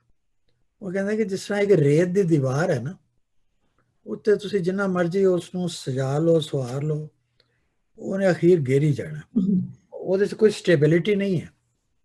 ਇਹ ਦੂਜੀ ਕਨਸੈਪਟ ਉਹਨਾਂ ਦਿੱਤੀ, ਪਹਿਲੀ ਰਾਤ ਦੇ ਸੁਪਨਾ, ਦੂਜਾ ਰੇਤ ਦੀ ਦੀਵਾਰ। ਹੁਣ ਇੱਕ ਹੋਰ ਚੀਜ਼ ਅੱਗੇ ਜਾ ਕੇ ਉਹ ਕਹਿੰਦੇ ਨੇ ਕਿ ਇਹ ਨਾ ਸੋਚੋ ਕਿ ਬਈ ਮੇਰੇ ਬਹੁਤ ਸਾਰੇ ਰਿਸ਼ਤੇਦਾਰ ਨੇ, ਬਹੁਤ ਸਾਰੇ ਦੋਸਤ ਨੇ, ਬਹੁਤ ਸਾਰੇ ਮੇਰੇ ਪੋਲੀਟੀਕਲ ਜਾਂ ਸੋਸ਼ਲ ਸਪੋਰਟਰਸ ਨੇ, ਮੇਰੀ ਪ੍ਰਸ਼ੰਸਾ ਕਰਨ ਵਾਲੇ, ਕਹਿਣ ਵਾਲੇ ਬੜੇ ਨੇ, ਮੇਰੀ ਹਾਂ 'ਚ ਹਾਂ ਮਿਲਾਉਣ ਵਾਲੇ ਬੜੇ ਨੇ ਕਿ ਜੀ ਇਹ ਬਹੁਤ ਚੰਗਾ ਹੈ ਜੀ, ਇਹ ਹੈ ਵਾਹ ਹੈ। ਇਹੋ ਜਿਹੇ ਬੰਦੇ ਬੜੇ ਇਕੱਠੇ ਹੋ ਜਾਂਦੇ ਨੇ ਕੁਛ ਚਿਰ ਲਈ। ਉਹ ਕਹਿੰਦੇ ਵੀ ਐਡੇ ਐਡੇ ਵੱਡੇ ਮਹਾਪੁਰਸ਼ ਜਿਨ੍ਹਾਂ ਦਾ ਉਹਨਾਂ ਨੇ ਜ਼ਿਕਰ ਕੀਤਾ, ਰਾਮ ਗਇਓ ਰਾਵਣ ਗਇਓ, ਜਾ ਕੋ ਬਹੁ ਪਰਿਵਾਰ, ਐਨੀ ਉਹਨਾਂ ਦੇ ਨਾਲ ਸਨ। ਕਈ ਕਈ ਯੋਜਨ ਉਹਨਾਂ ਦੇ ਉੱਤੇ ਅੱਗੇ ਪਿੱਛੇ ਹਾਥੀ ਘੋੜੇ ਦੁਨੀਆ ਭਰ ਦੇ ਉਹਨਾਂ ਦੇ ਸਿਰ ਤੇ ਛਤਰ ਚੱਲਦੇ ਸਨ। ਸਾਰੀ ਦੁਨੀਆ ਨੇ ਉਹਨੂੰ ਸਪੋਰਟ ਕਰਨ ਵਾਲੀ ਸੀ, ਪਰ ਉਹ ਵੀ ਚਲੇ ਗਏ। ਔਰ ਉਹਨਾਂ ਨੂੰ ਮੁੜ ਕੇ ਯਾਦ ਕਰਨ ਵਾਲੇ ਬੰਦੇ ਵੀ, ਉਹਨਾਂ ਦੇ ਸਪੋਰਟਰ ਵੀ ਚਲੇ ਗਏ। ਇਹ ਕੋਈ ਅਨਹੋਣੀ ਗੱਲ ਨਹੀਂ ਹੈ। ਉਹ ਕਹਿੰਦੇ ਇਸ ਨੂੰ ਦਿਲ ਤੇ ਲਾਉਣ ਵਾਲੀ ਗੱਲ ਨਹੀਂ ਹੈ, ਅਸੀਂ ਸਭ ਨੇ ਜਾਣਾ। ਔਰ ਉਹ ਕਹਿੰਦੇ ਇਹ ਇੱਕ ਕੁਝ ਵੀ ਸਥਿਰ ਨਹੀਂ ਹੈ, ਸਟੇਬਲ ਨਹੀਂ ਹੈ। ਇਹ ਕਨਸੈਪਟ ਉਹਨਾਂ ਦਿੱਤੀ, it is again like A dream. ਅਗਲੀ ਗੱਲ ਉਹ ਕਹਿੰਦੇ ਨੇ ਕਿ ਸ਼ੈਡੋ ਆਫ ਦੀ ਕਲਾਊਡ, ਬੱਦਲ ਅਸੀਂ ਦੇਖਦੇ ਹਾਂ, ਅਸਮਾਨ 'ਚ ਬੱਦਲ ਆਉਂਦੇ ਨੇ, ਔਰ ਕਈ ਵਾਰੀ ਉਹਨਾਂ ਦੀ ਪਰਛਾਵਾਂ ਥੱਲੇ ਪੈਂਦਾ, ਡਿਪੈਂਡਿੰਗ ਅਪਨ ਕਿ ਉਹ ਕਿੰਨੀ ਹਾਈਟ ਤੇ ਨੇ। ਔਰ ਉਹ ਇਹ ਕਹਿੰਦੇ ਨੇ ਕਿ ਇਹ ਸਰੀਰ, ਇਹ ਸੰਸਾਰ, ਇਹ ਸਭ ਕੁਝ ਇਸ ਤਰ੍ਹਾਂ ਹੈ। ਪਹਿਲੇ ਤਾਂ ਕਿਹਾ ਸੁਪਨਾ ਰਹਿਨਾਈ, ਫਿਰ ਕਹਿੰਦੇ ਨੇ ਕਿ ਜੋ ਬਾਦਰ ਕੀ ਛਾਈ, ਜਿਸ ਤਰ੍ਹਾਂ ਬੱਦਲ ਦੀ ਛਾਂ ਹੈ। ਹੁਣ ਇਹ ਹੈਗਾ ਇੱਥੇ ਬੱਦਲ, ਥੋੜੀ ਦੇਰ ਬਾਅਦ से देखोगे बदल किते हो चला गया या डिसअपीयर हो गया, और ਉਹਦੀ ਜਿਹੜੀ ਛਾਂ ਅਸੀਂ ਦੇਖ ਰਹੇ ਸੀ ਉਹ ਖਤਮ ਹੋ ਗਈ। ਸੋ ਉਹ ਕਹਿੰਦੇ ਨੇ ਕਿ ਸਿਵਾਏ ਇੱਕ ਪਰਮਾਤਮਾ ਦੇ ਸਹਾਰੇ ਦੇ ਬਾਕੀ ਸਭ ਕੁਝ ਇੱਕ ਬੱਦਲ ਦੀ ਛਾਂ ਵਾਂਗ ਹੈ। ਹੁਣ ਆਂਦੀ ਉਹਨਾਂ ਦੀ ਡਿਟੈਚਮੈਂਟ ਦੀ ਗੱਲ। ਡਿਟੈਚਮੈਂਟ ਤੋਂ ਉਹ ਉਦਾਸੀ ਤੱਕ ਵੀ ਜਾਂਦੇ ਨੇ। ਈਵਨ 10ਵੇਂ ਪਾਤਸ਼ਾਹ ਵੀ ਜਦੋਂ ਇਹ ਕਹਿੰਦੇ ਨੇ ਕਿ ਰੇ ਮਨ ਐਸੋ ਕਰ ਸੰਨਿਆਸਾ, ਉਸ ਸੰਨਿਆਸ ਵਿੱਚ ਵੀ ਉਹ ਅਖੀਰ ਦੇ ਉੱਤੇ ਜਾ ਕੇ ਵਰਡ ਉਦਾਸ ਯੂਜ਼ ਕਰਦੇ ਨੇ। ਪਰ ਕੀ ਇਹਦਾ ਮਤਲਬ ਬੰਦੇ ਨੂੰ ਉਦਾਸ ਹੋਣਾ ਚਾਹੀਦਾ, ਉਹ ਗੱਲ ਅਸੀਂ ਬਾਅਦ 'ਚ ਕਰਦੇ। ਪਹਿਲੇ ਉਹ ਕੀ ਕਹਿ ਰਹੇ ਨੇ ਕਿ ਸਾਰੀ ਵਿਖਿਆ ਜਿਹੜੀਆਂ ਨੇ, ਬੁਰਾਈਆਂ ਨੇ, ਉਹਨਾਂ ਨੂੰ ਛੱਡ ਕੇ ਉਹ ਆਪਣੇ ਆਪ ਬਾਰੇ ਦੱਸ ਰਹੇ ਨੇ ਔਰ ਸਾਨੂੰ ਵੀ ਸਿੱਖਿਆ ਦੇ ਰਹੇ ਨੇ ਕਿ ਬੈਰਾਗ ਦਾ ਮੈਂ ਭੇਖ ਅਪਣਾ ਲਿਆ। लियो भेख बैराग। ਉਹ ਕਹਿੰਦੇ ਵੀ ਜਿਸਨੇ ਇਹ ਕਰ ਲਿਆ ਸਮਝੋ ਉਹਦੇ ਮੱਥੇ ਦੇ ਭਾਗ ਚੰਗੇ ਨੇ। ਜਿਸਨੇ ਇਹ ਮਮਤਾ ਛੱਡੀ ਔਰ ਸੰਸਾਰ ਵਿੱਚ ਰਹਿ ਕੇ ਉਦਾਸ ਹੋਵੇ। ਹੁਣ ਮਮਤਾ ਦੀ ਗੱਲ ਇੱਥੇ ਮੈਂ ਇਸ ਕਰਕੇ ਕਰਨ ਲੱਗਾ ਕਿਉਂਕਿ ਜਿਸ ਵਕਤ ਗੁਰੂ ਅਰਜਨ ਦੇਵ ਜੀ ਦੀ ਸ਼ਹਾਦਤ ਹੁੰਦੀ ਹੈ ਕਿ ਉਹਨਾਂ ਦੇ ਸਪੁੱਤਰ ਗੁਰੂ ਹਰਗੋਬਿੰਦ ਸਾਹਿਬ ਨੂੰ ਪਤਾ ਨਹੀਂ ਸੀ। ਉਹਨਾਂ ਨੂੰ ਪਤਾ ਸੀ ਕਿ ਸ਼ਹਾਦਤ ਹੋਣ ਲੱਗੀ, ਉਹਨਾਂ ਨੂੰ ਵੀ ਪਤਾ ਸੀ। ਉੱਥੇ ਮਮਤਾ ਵਿੱਚ ਖੜੀ ਨਹੀਂ ਹੋਈ, ਰੁਕਾਵਟ ਨਹੀਂ ਬਣੀ। ਜਿਸ ਵਕਤ ਗੁਰੂ ਤੇਗ ਬਹਾਦਰ ਸਾਹਿਬ ਨੂੰ ਉਹਨਾਂ ਦੇ ਸਪੁੱਤਰ ਨੇ ਇਹ ਸਲਾਹ ਦਿੱਤੀ ਕਿ ਤੁਸੀਂ ਆਪਣੀ ਸ਼ਹਾਦਤ ਦਿਓ, ਤੁਹਾਡੇ ਤੋਂ ਵੱਡਾ ਮਹਾਪੁਰਸ਼ ਦੁਨੀਆ ਕੌਣ ਹੋ ਸਕਦਾ ਹੈ? ਕਿ ਉਸ ਵਕਤ ਮਮਤਾ ਨਹੀਂ ਸੀ? ਮਮਤਾ ਸੀ। ਔਰ ਜਿਸ ਵਕਤ ਗੁਰੂ ਸਾਹਿਬ ਗੁਰੂ ਗੋਬਿੰਦ ਸਿੰਘ ਜੀ ਮਹਾਰਾਜ ਨੇ ਆਪਣੇ 4 ਸਾਹਿਬਜ਼ਾਦੇ ਸ਼ਹੀਦ ਕਰਾਏ ਕਿ ਉਹਨਾਂ ਦੇ ਮਨ 'ਚ ਆਪਣੇ ਬੱਚਿਆਂ ਲਈ ਪਿਆਰ ਨਹੀਂ ਸੀ? ਪਿਆਰ ਸੀ, ਪਰ ਉਹਨਾਂ ਨੇ ਉਸ ਮਮਤਾ ਨੂੰ ਆਪਣੇ ਦਰਮਿਆਨ ਔਰ ਆਪਣੇ ਪੁੱਤਰਾਂ ਦੇ ਦਰਮਿਆਨ ਔਰ ਆਪਣੇ ਫਰਜ਼ਾਂ ਦੇ ਦਰਮਿਆਨ ਖੜੇ ਨਹੀਂ ਹੋਣ ਦਿੱਤਾ। ਇਹੀ ਫਰਕ ਹੈ, ਇਹੀ ਅਰਥ ਹੈ ਬੈਰਾਗ ਔਰ ਉਦਾਸੀ ਦਾ। ਔਰ ਅੱਗੇ ਉਹ ਕਹਿੰਦੇ ਨੇ ਭਇਓ ਉਦਾਸ। ਉਦਾਸੀ ਦਾ ਮਤਲਬ ਇਹ ਨਹੀਂ ਕਿ ਦੁਨੀਆ ਵਿੱਚ ਪਿਆਰ ਔਰ ਹਮਦਰਦੀ ਨਾ ਹੋਵੇ, ਪਰ ਇਹ ਹੈ ਕਿ ਉਹ ਪਿਆਰ ਔਰ ਮਮਤਾ ਤੁਹਾਡੇ ਫਰਜ਼ ਦੇ ਦਰਮਿਆਨ ਨਾ ਆਵੇ। ਔਰ ਇਹੀ ਗੱਲ ਉਹ ਕਹਿੰਦੇ ਨੇ ਕਿ ਜੇ ਕਰ ਸਕਦੇ ਹੋ ਤਾਂ ਇਹ ਇੱਕ ਬ੍ਰਹਮ ਨਿਵਾਸ ਹੈ। ਅਖੀਰ ਦੇ ਉੱਤੇ ਉਸ ਹਿਰਦੇ ਦੇ ਵਿੱਚ ਪਰਮਾਤਮਾ ਆ ਕੇ ਵਸ ਜਾਂਦਾ ਹੈ। ਉਹਦੇ ਵਿੱਚ ਤਿਆਗ ਦੀ ਭਾਵਨਾ ਤੋਂ ਉੱਪਰ ਉੱਠ ਕੇ ਦੂਸਰੇ ਦੇ ਦੁੱਖ ਨੂੰ ਮਹਿਸੂਸ ਕਰਨ ਦੀ ਕੈਪੇਬਿਲਿਟੀ ਆ ਜਾਂਦੀ ਹੈ। ਹੁਣ ਅੱਗੇ ਆਓ, ਇੱਕ ਗੱਲ ਉਹ ਹੋਰ ਕਹਿੰਦੇ ਨੇ ਕਿ ਇਹ ਜਿੰਨੇ ਵੀ ਰਿਸ਼ਤੇ ਨੇ ਇਹ ਜ਼ਰੂਰੀ ਨੇ। ਅਗਰ ਪਿਆਰ ਨਾ ਹੋਵੇ ਤੇ ਮਾਂ-ਬਾਪ ਬੱਚੇ ਨੂੰ ਕਿਸ ਤਰ੍ਹਾਂ ਪਾਲਣਗੇ? ਅਗਰ ਪਿਆਰ ਨਾ ਹੋਵੇ ਤੇ ਬੱਚੇ ਜਿਹੜੇ ਨੇ 올ਡ ਏਜ ਵਿੱਚ ਆਪਣੇ ਮਾਂ-ਬਾਪ ਦਾ ਕੇਅਰ ਕਿਉਂ ਕਰਨਗੇ? ਪਿਆਰ ਤਾਂ ਜ਼ਰੂਰੀ ਹੈ, ਪਰ ਇਹਨਾਂ ਵਿੱਚੋਂ ਕਹਿੰਦੇ ਨੇ ਆਪਣੇ ਆਪ ਨੂੰ ਬੰਧਣਾ ਨਹੀਂ ਹੈ, ਆਪ ਬੰਧਾਵੇ। ਉਹ ਕਹਿੰਦੇ ਵੀ ਇਹ 'ਚ ਆਪਣੇ ਆਪ ਨੂੰ ਬੰਨੋ ਨਾ। ਇਹ ਇੱਕ ਫਰਕ ਹੈ। Possessiveness should not be binding. Love should not become an obstruction.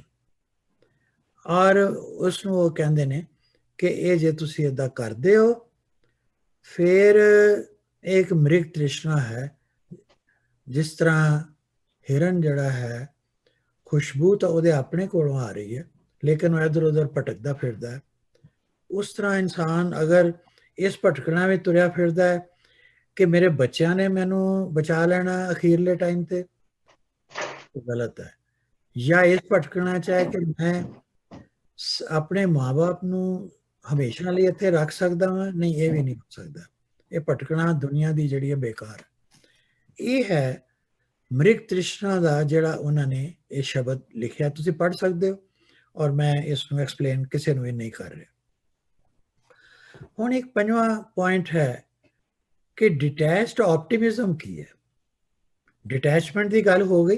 Guru Sahib ਨੇ ਮੰਨ ਲਿਆ ਸੀ ਵੀ ਦੁਨੀਆ ਕਹਿੰਦੀ ਕਿ ਉਹ ਤਿਆਗ ਮਲ ਸਨ ਔਰ ਤਿਆਗ ਮਲ ਤੋਂ ਤੇਗ ਬਹਾਦਰ ਬਣੇ। ਇਹਦਾ ਮਤਲਬ ਹੈ ਕਿ ਉਹਨਾਂ 'ਚ ਕੋਈ ਮਾਨਸਿਕ ਕੋਈ ਯਾਨੀ ਨੈਗੇਟਿਵਨੈਸ ਨਹੀਂ ਸੀ, ਕੋਈ ਕਮਜ਼ੋਰੀ ਨਹੀਂ ਸੀ। ਉਹ ਇੱਕ ਬਹਾਦਰ ਇਨਸਾਨ ਸਨ, ਇੱਕ ਵਾਰੀਅਰ ਸਨ, ਤਲਵਾਰ ਦੇ ਧਨੀ ਸਨ। ਇਸੇ ਕਰਕੇ ਛੋਟੀ ਉਮਰ ਦੇ ਵਿੱਚ ਹੀ ਉਹ ਆਪਣੇ ਪਿਤਾ ਦੇ ਨਾਲ ਕਰਤਾਰਪੁਰ ਦੀ ਜੰਗ ਵਿੱਚ ਗਏ ਔਰ ਉੱਥੇ ਜਿਹੜੀ ਮੁਗਲ ਫੌਜ ਉਹਨਾਂ ਨਾਲੋਂ ਕਈ ਗੁਣਾ ਗਿਣਤੀ ਵਿੱਚ ਜ਼ਿਆਦਾ ਸੀ, ਉਹਨਾਂ ਦੇ ਨਾਲ ਬਹਾਦਰੀ ਨਾਲ ਲੜ ਕੇ ਉਹਨਾਂ ਨੂੰ ਹਰਾ ਕੇ ਆਏ। ਸੋ ਉਹਨਾਂ ਵਿੱਚ ਕੋਈ ਨੈਗੇਟਿਵਨੈਸ ਵਾਲੀ ਕੋਈ ਗੱਲ ਨਹੀਂ, ਉਹ ਬਹਾਦਰ ਸਨ, ਇਸੇ ਲਈ ਉਹਨਾਂ ਦਾ ਨਾਮ ਬਹਾਦਰ ਪਿਆ। ਔਰ ਬਹਾਦਰੀ ਵੀ ਹੈ ਔਰ ਗੁਰੂ ਸਾਹਿਬ ਡਿਟੈਚਮੈਂਟ ਦੀ ਵੀ ਗੱਲ ਕਰ ਰਹੇ ਨੇ इसका मतलब है कि that detachment was not a negative aspect, it was not pessimism, it was optimistic detachment. ਇਸ ਨੂੰ ਮੈਂ I have no other word except detached optimism, ਇਹ word ਮੈਂ use ਕਰ ਰਿਹਾ। ਪਰ ਪੰਜਾਬੀ ਵਿੱਚ, ਸਾਡੀ ਭਾਸ਼ਾ ਵਿੱਚ, ਸਾਡੇ ਧਰਮ 'ਚ ਇਹ ਲਈ ਇੱਕ ਵਰਡ ਹੈ, ਚੜ੍ਹਦੀ ਕਲਾ। ਚੜ੍ਹਦੀ ਕਲਾ ਨੂੰ ਅੰਗਰੇਜ਼ੀ ਵਿੱਚ ਯਾਨੀ ਟਰਾਂਸਲੇਟ ਨਹੀਂ ਕੀਤਾ ਜਾ ਸਕਦਾ। ਇਹਨੂੰ ਸਿਰਫ ਸਮਝਿਆ ਜਾ ਸਕਦਾ ਕਿ ਚੜ੍ਹਦੀ ਕਲਾ ਕੀ ਹੁੰਦੀ ਹੈ, ਔਰ ਜਿਹੜੇ ਲੋਕ ਚੜ੍ਹਦੀ ਕਲਾ 'ਚ ਰਹਿੰਦੇ ਨੇ ਸਿਰਫ ਉਹ ਸਮਝ ਸਕਦੇ ਨੇ ਕਿ ਉਹ ਕੀ ਹੁੰਦੀ ਹੈ। ਉਹਦੇ ਵਿੱਚ ਦੁੱਖ ਦਾ, ਗਮੀ ਦਾ, ਫਾਇਦੇ ਨੁਕਸਾਨ ਦਾ, ਇਹਨਾਂ ਗੱਲਾਂ ਦਾ ਕੋਈ ਤਾਲੁਕ ਨਹੀਂ। ਉਹਦੇ ਵਿੱਚ ਡਿਟੈਚਮੈਂਟ ਦਾ ਵੀ ਕੋਈ ਤਾਲੁਕ ਨਹੀਂ। ਡਿਟੈਚਮੈਂਟ ਇੱਕ ਅਲੱਗ ਗੱਲ ਹੈ ਜਿਹੜੀ ਅਸੀਂ ਪਿੱਛੇ ਡਿਸਕਸ ਕਰ ਚੁੱਕੇ ਹਾਂ। ਪਰ ਚੜ੍ਹਦੀ ਕਲਾ ਦਾ ਸੰਕਲਪ ਜਿਹੜਾ ਹੈ ਉਹ ਇੱਕ ਅਲੱਗ ਕਨਸੈਪਟ ਹੈ। ਉਹ ਕੀ ਹੈ? ਕੀ ਇਹ ਚੜ੍ਹਦੀ ਕਲਾ ਦਾ ਕਨਸੈਪਟ 9ਵੇਂ ਗੁਰੂ ਸਾਹਿਬ ਤੋਂ ਹੀ ਆਇਆ? ਨਹੀਂ। ਇਹ ਤੁਸੀਂ ਦੇਖੋ, ਗੁਰੂ ਅੰਗਦ ਦੇਵ ਜੀ ਦਾ ਜਿਹੜਾ ਸ਼ਬਦ ਮੈਂ ਕੋਟ ਕਰ ਰਿਹਾ, ਇਹਦੇ ਵਿੱਚ ਵੀ ਚੜ੍ਹਦੀ ਕਲਾ ਦਾ ਕਨਸੈਪਟ ਆਇਆ। ਪਰ ਉਸ ਤੋਂ ਪਹਿਲੇ ਫਿਰ ਕੀ ਹੈ, ਉਹਨਾਂ ਨੇ ਵੀ ਡਿਟੈਚਮੈਂਟ ਦੀ ਵੀ ਗੱਲ ਕੀਤੀ ਹੈ। ਰਾਤ ਕਾਰਨ ਤਨ ਸੰਚੀਏ ਭਲਕੇ ਚੱਲਣ ਹੋਵੇ।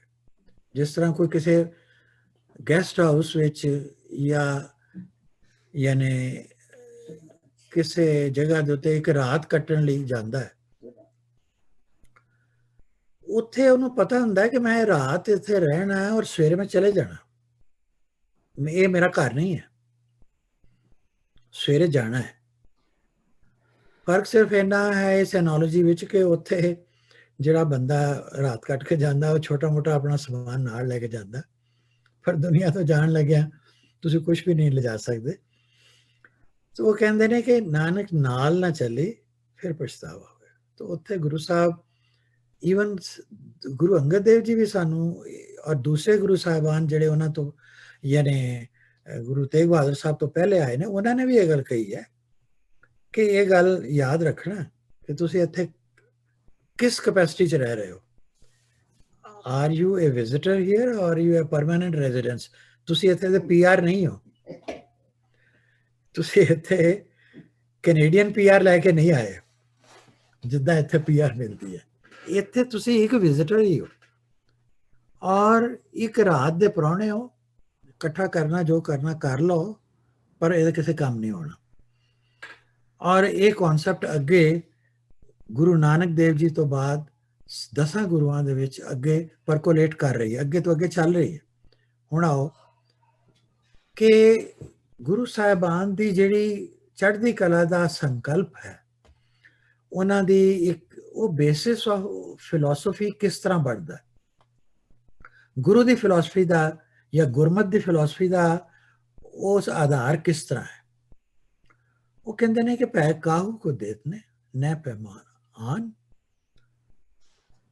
ਨਾ ਤੇ ਉਹ ਕਹਿੰਦੇ ਨੇ ਕਿ ਵੀ ਕਿਸੇ ਨੂੰ ਡਰਾਓ ਨਾ ਕਿਸੇ ਤੋਂ ਡਰੋ। ਬਸ ਇਹੀ ਡਿਟੈਚਡ ਆਪਟੀਮਿਜ਼ਮ ਹੈ।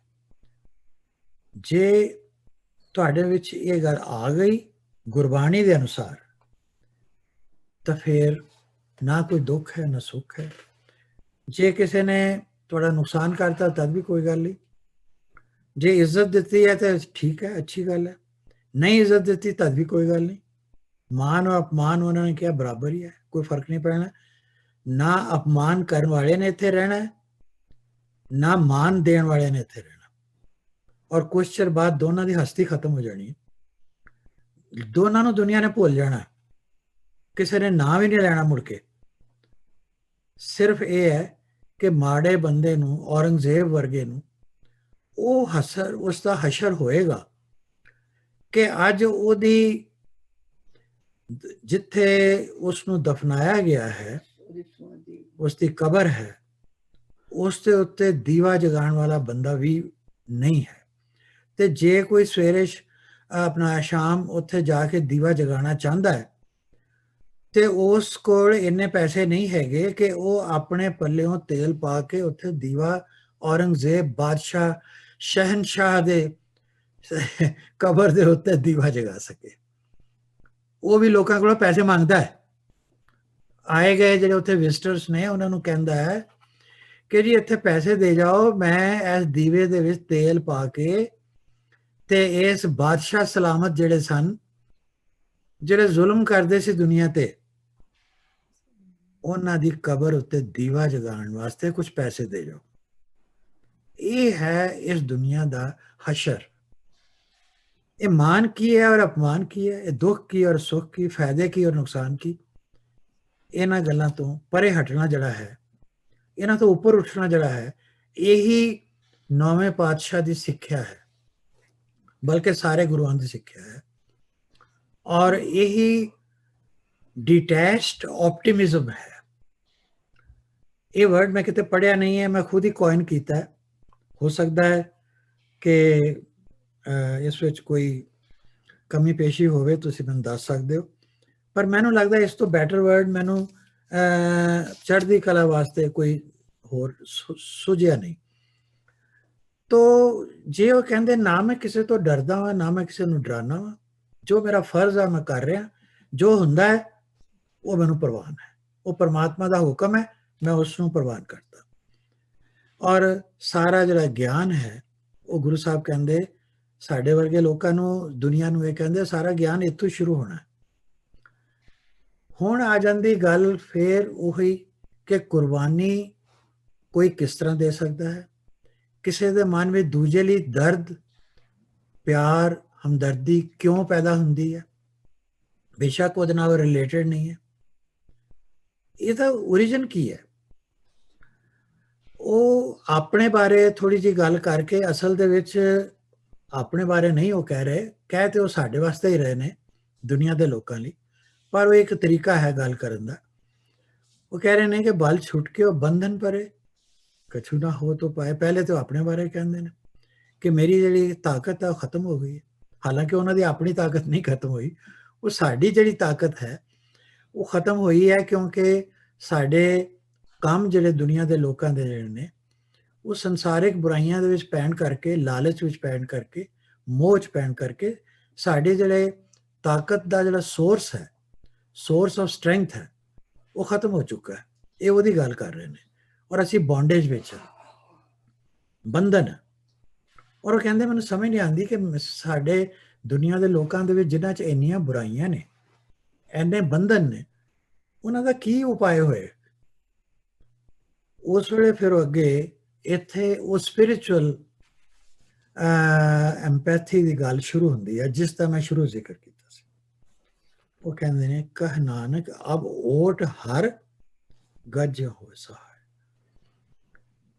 ਉਹ ਕਹਿੰਦੇ ਵੀ ਇਹ ਸਾਰੀ ਜਿਹੜੇ ਤੁਹਾਡੇ ਬਲ ਬੰਧਨ ਜੋ ਕੁਝ ਵੀ ਹੈ, ਘਟੇ ਹੋਏ ਬਲ ਜਾਂ ਤੁਹਾਡੀ ਕਮਜ਼ੋਰੀ ਜਾਂ ਜਿਹੜੇ ਬੰਧਨ, ਇਹਨਾਂ ਤੋਂ ਬਚਣ ਦਾ ਇੱਕੋ ਇੱਕ ਤਰੀਕਾ ਹੈ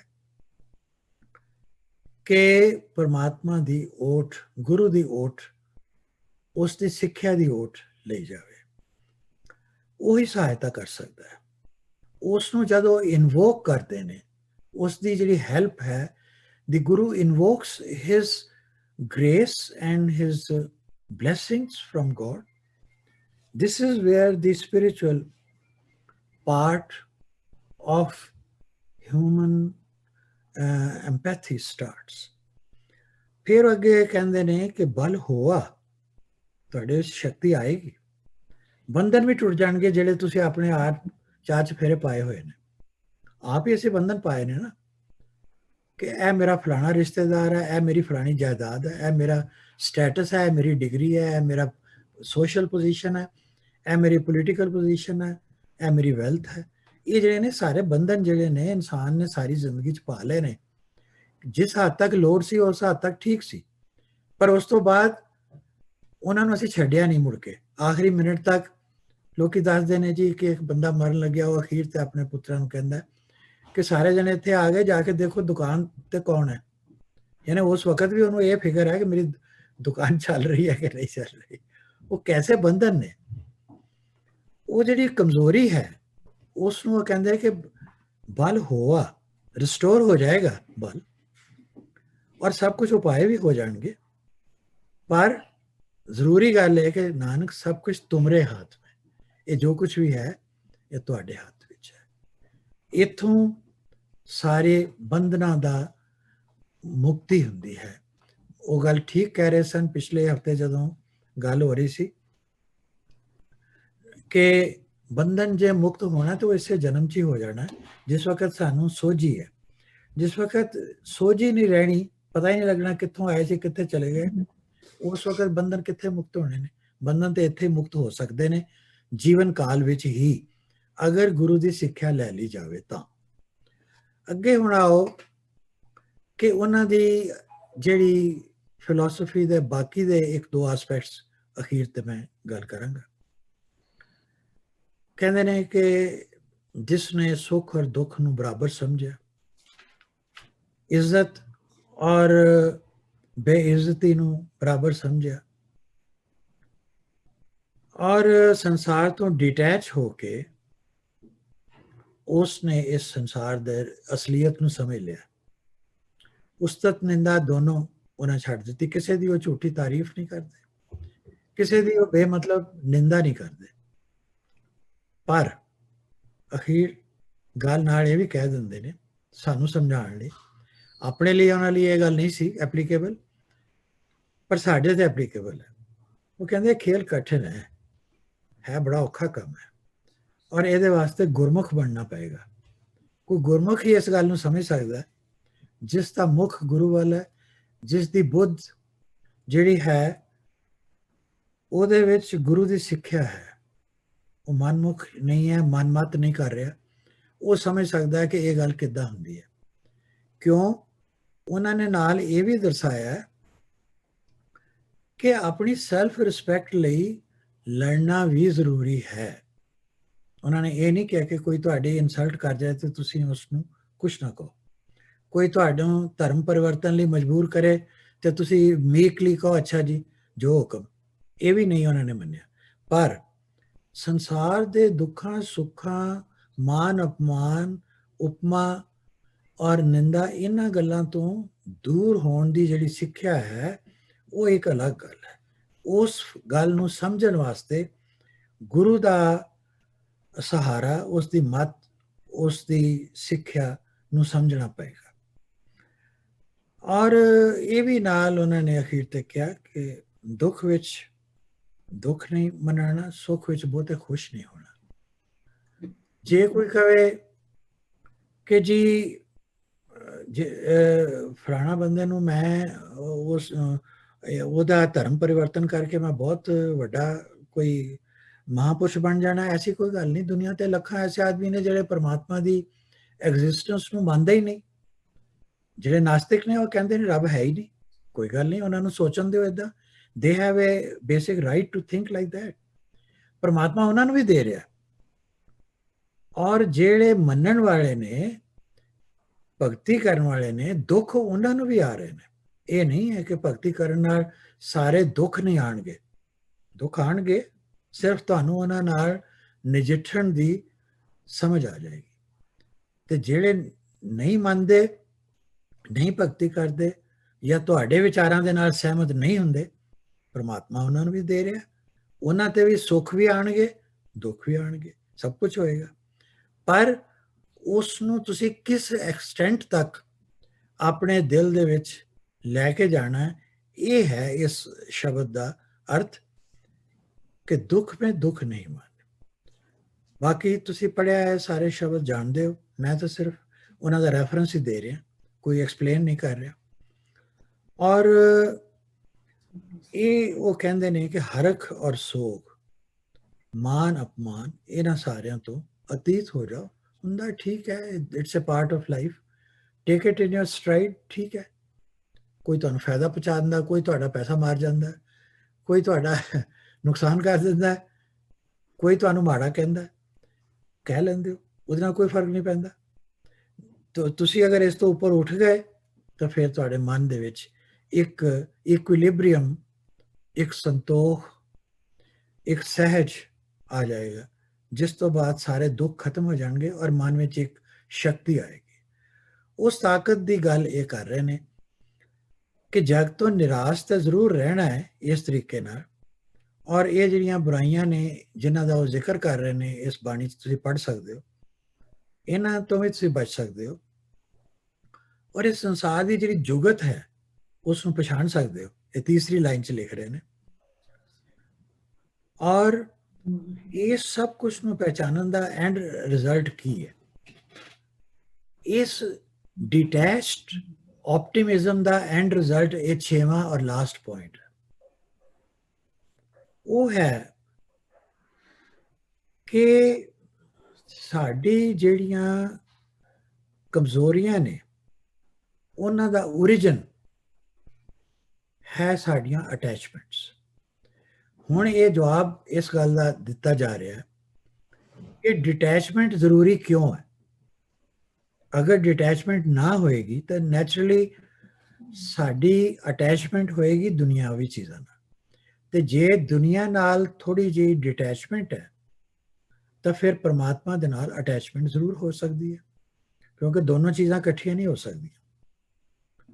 ਉਧਰੋਂ ਪੁੱਟ ਕੇ ਉਧਰ ਲਾਉਣ ਵਾਲੀ ਗੱਲ ਹੈ, ਜਿੱਦਾਂ ਇੱਕ ਦਿਨ ਦੱਸ ਰਹੇ ਸਨ ਕਥਾ ਵਿੱਚ ਵੀ ਕਿ ਪਨੀਰੀ ਨੂੰ ਇੱਕ ਜਗ੍ਹਾ ਤੋਂ ਪੁੱਟ ਕੇ ਉੱਥੋਂ ਡਿਟੈਚ ਹੋ ਕੇ ਦੂਸਰੇ ਖੇਤ ਵਿੱਚ ਉਸ ਨੂੰ ਲਗਾਉਣਾ ਹੈ।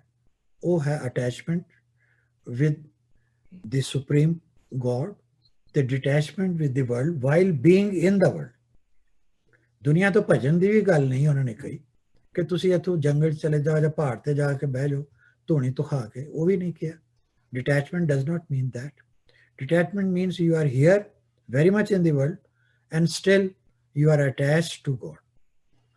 ਹੁਣ ਇਹ ਵੀਕਨੈਸ ਜਿਹੜੀ ਹੈ ਐਕਸੈਸਿਵ ਅਟੈਚਮੈਂਟਸ ਤੋਂ ਪੈਦਾ ਹੋ ਰਹੀ ਹੈ।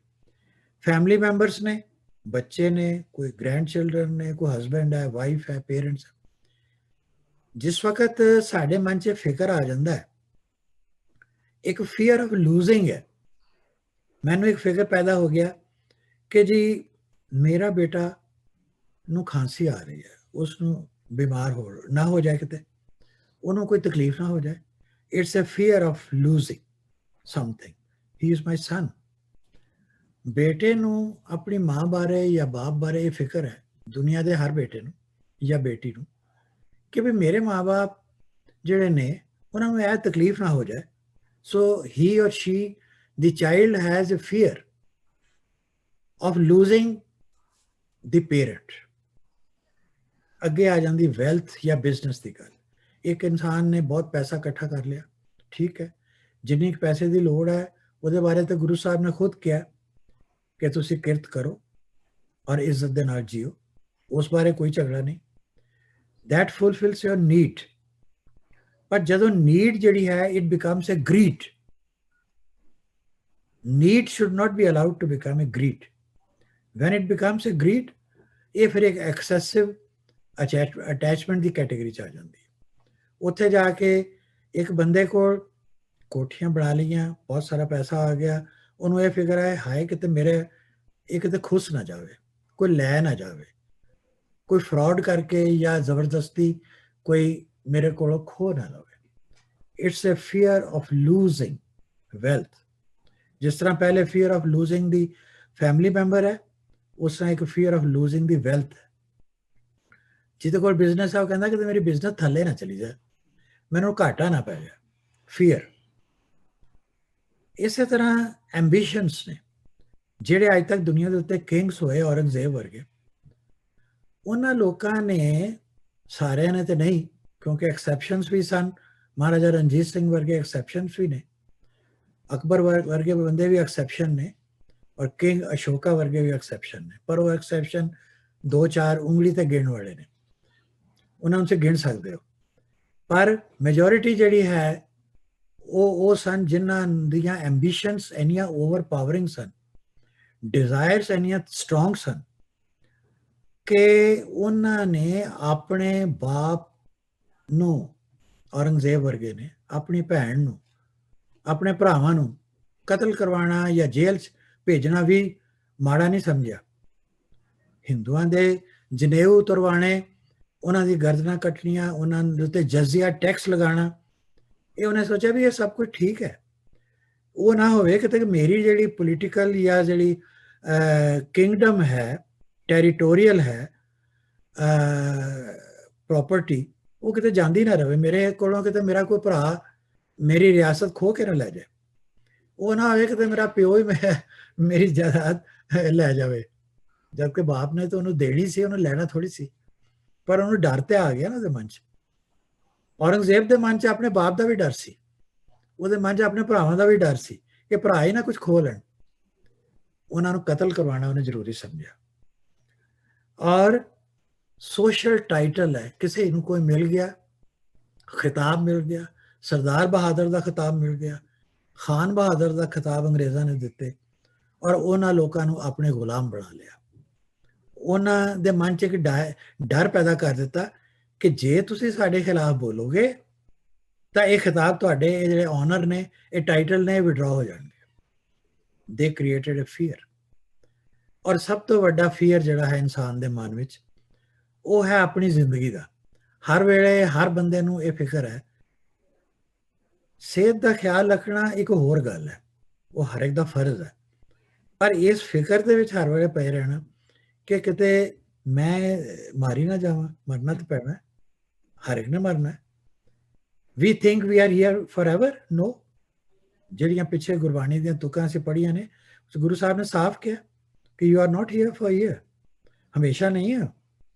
ਤੁਸੀਂ ਰੱਬ ਨੂੰ ਭੁੱਲ ਕੇ ਉਹ ਬੈਠੇ ਹੋ, ਡੈਥ ਨੂੰ ਭੁੱਲੇ ਬੈਠੇ ਹੋ। ਤੁਸੀਂ ਜਾਣਾ ਹੈ, ਇਹ ਬੱਦਲ ਦੀ ਛਾਂ ਹੈ, ਇੱਕ ਸੁਪਨਾ ਹੈ, ਇੱਕ ਰਾਤ ਦੇ ਤੁਸੀਂ ਪ੍ਰਾਹੁਣੇ ਹੋ। You are not PR here. ਔਰ ਇਹ ਜਿਹੜਾ ਫੀਅਰ ਆਫ ਲੂਜ਼ਿੰਗ ਹੈ, ਇਹ ਸਾਰੀਆਂ ਚੀਜ਼ਾਂ ਜਿਹੜੀਆਂ ਉੱਪਰ ਮੈਂ ਲਿਸਟ ਕੀਤੀਆਂ ਨੇ, this fear of losing these things, this arises from attachments with the world. Excessive, मैं word excessive इसलिए किया है कि to some extent these things are desirable and required within a certain limit. वो लिमिट कितनी है ये हर बंदे ने आप डिसाइड करना, कोई ਉਹਦੇ ਬਾਰੇ law नहीं है। और ਜਿਹੜੀ ਸੈਕਰੀਫਾਈਸ ਹੈ, ਜਿਹੜੀ ਗੁੱਡਵਿਲ ਹੈ ਸਾਡੇ ਮਨ 'ਚ, ਸਾਨੂੰ ਸਿਖਾਈ ਗਈ ਗੁਰੂਆਂ ਵੱਲੋਂ ਸਰਬੱਤ ਦਾ ਭਲਾ, ਇਹ ਤਾਂ ਹੋਏਗੀ ਜੇ ਤੁਸੀਂ ਫੀਅਰਲੈਸ ਹੋ। ਅਗਰ ਕੋਈ ਬੰਦਾ ਫੀਅਰਲੈਸ ਨਹੀਂ, ਉਹਦੇ ਅੰਦਰ ਫੀਅਰ ਹੈ ਲੂਜ਼ਿੰਗ ਦਾ, ਉਹ ਸਰਬੱਤ ਦਾ ਭਲਾ ਨਹੀਂ ਮੰਗ ਸਕਦਾ, ਉਹ ਕੋਈ ਕੁਰਬਾਨੀ ਨਹੀਂ ਕਰ ਸਕਦਾ, ਕੋਈ ਗੁੱਡਵਿਲ ਨਹੀਂ ਉਹਦੇ ਅੰਦਰ ਹੋਏਗੀ, ਕਿਉਂਕਿ ਉਹਨੂੰ ਹਮੇਸ਼ਾ ਇਹ ਡਰ ਹੋਏਗਾ ਕਿ I may not lose this, I may not lose that. ਔਰ ਇਹ ਪੋਸੀਬਲ ਤਾਂ ਹੀ ਹੈ ਕਿ ਅਗਰ ਉਸ ਦੇ ਵਿੱਚ ਡਿਟੈਚਮੈਂਟ ਹੋਵੇ। ਔਰ ਜਿਹੜੀਆਂ ਅਸੀਂ ਗੱਲਾਂ ਕਰਦੇ ਹਾਂ ਕਿ 9 ਨਿਧੀਆਂ 9 ਖਜ਼ਾਨੇ, ਇਹ ਗੱਲਾਂ ਠੀਕ ਹੈ, ਗੁਰੂ ਗੋਬਿੰਦ ਸਿੰਘ ਜੀ ਨੇ ਇਸ ਬਾਰੇ ਲਿਖਿਆ ਹੈ ਚੰਡੀ ਦੀ ਵਾਰ ਵਿੱਚ ਕਿ ਤੇਗ ਬਹਾਦਰ ਸਿਮਰਿਏ ਕਰ 9 ਨਿਧੀ ਆਵੇਤਾ ਹੈ। ਇਹ 9 ਨਿਧੀਆਂ ਇਹ ਕੋਈ ਦੁਨਿਆਵੀ ਪੋਜੈਸ਼ਨਸ ਨਹੀਂ ਹੈਗੇ, ਕੋਈ ਵੈਲਥ ਨਹੀਂ ਹੈ, ਕੋਈ ਟਾਈਟਲਸ ਨਹੀਂ ਹੈ, ਕੋਈ ਟੈਰੀਟਰੀ, ਕੋਈ ਕਿੰਗਡਮ, ਕੋਈ ਗੇਨ ਨਹੀਂ ਹੈ। ਹਾਲਾਂਕਿ ਇਹਦੇ ਬਾਰੇ ਵੀ ਕਿਸੇ ਨੇ ਲਿਖਿਆ ਹੈ ਕਿਸੇ ਜਗ੍ਹਾ ਤੇ ਕਿ ਇਹ 9 ਨਿਧੀਆਂ ਇੱਦਾਂ ਦੀਆਂ ਹੁੰਦੀਆਂ ਨੇ, ਪਰ ਮੈਂ ਉਸ ਨਾਲ ਐਗਰੀ ਨਹੀਂ ਕਰਦਾ। ਇਹ 9 ਨਿਧੀਆਂ ਸਭ ਕੁਝ ਉਹੀ ਹੈ ਜੋ ਗੁਰਬਾਣੀ ਵਿੱਚ ਹੈ, ਜੋ ਗੁਰੂ ਸਾਹਿਬ ਨੇ ਸਿੱਖਿਆ ਦਿੱਤੀ ਹੈ।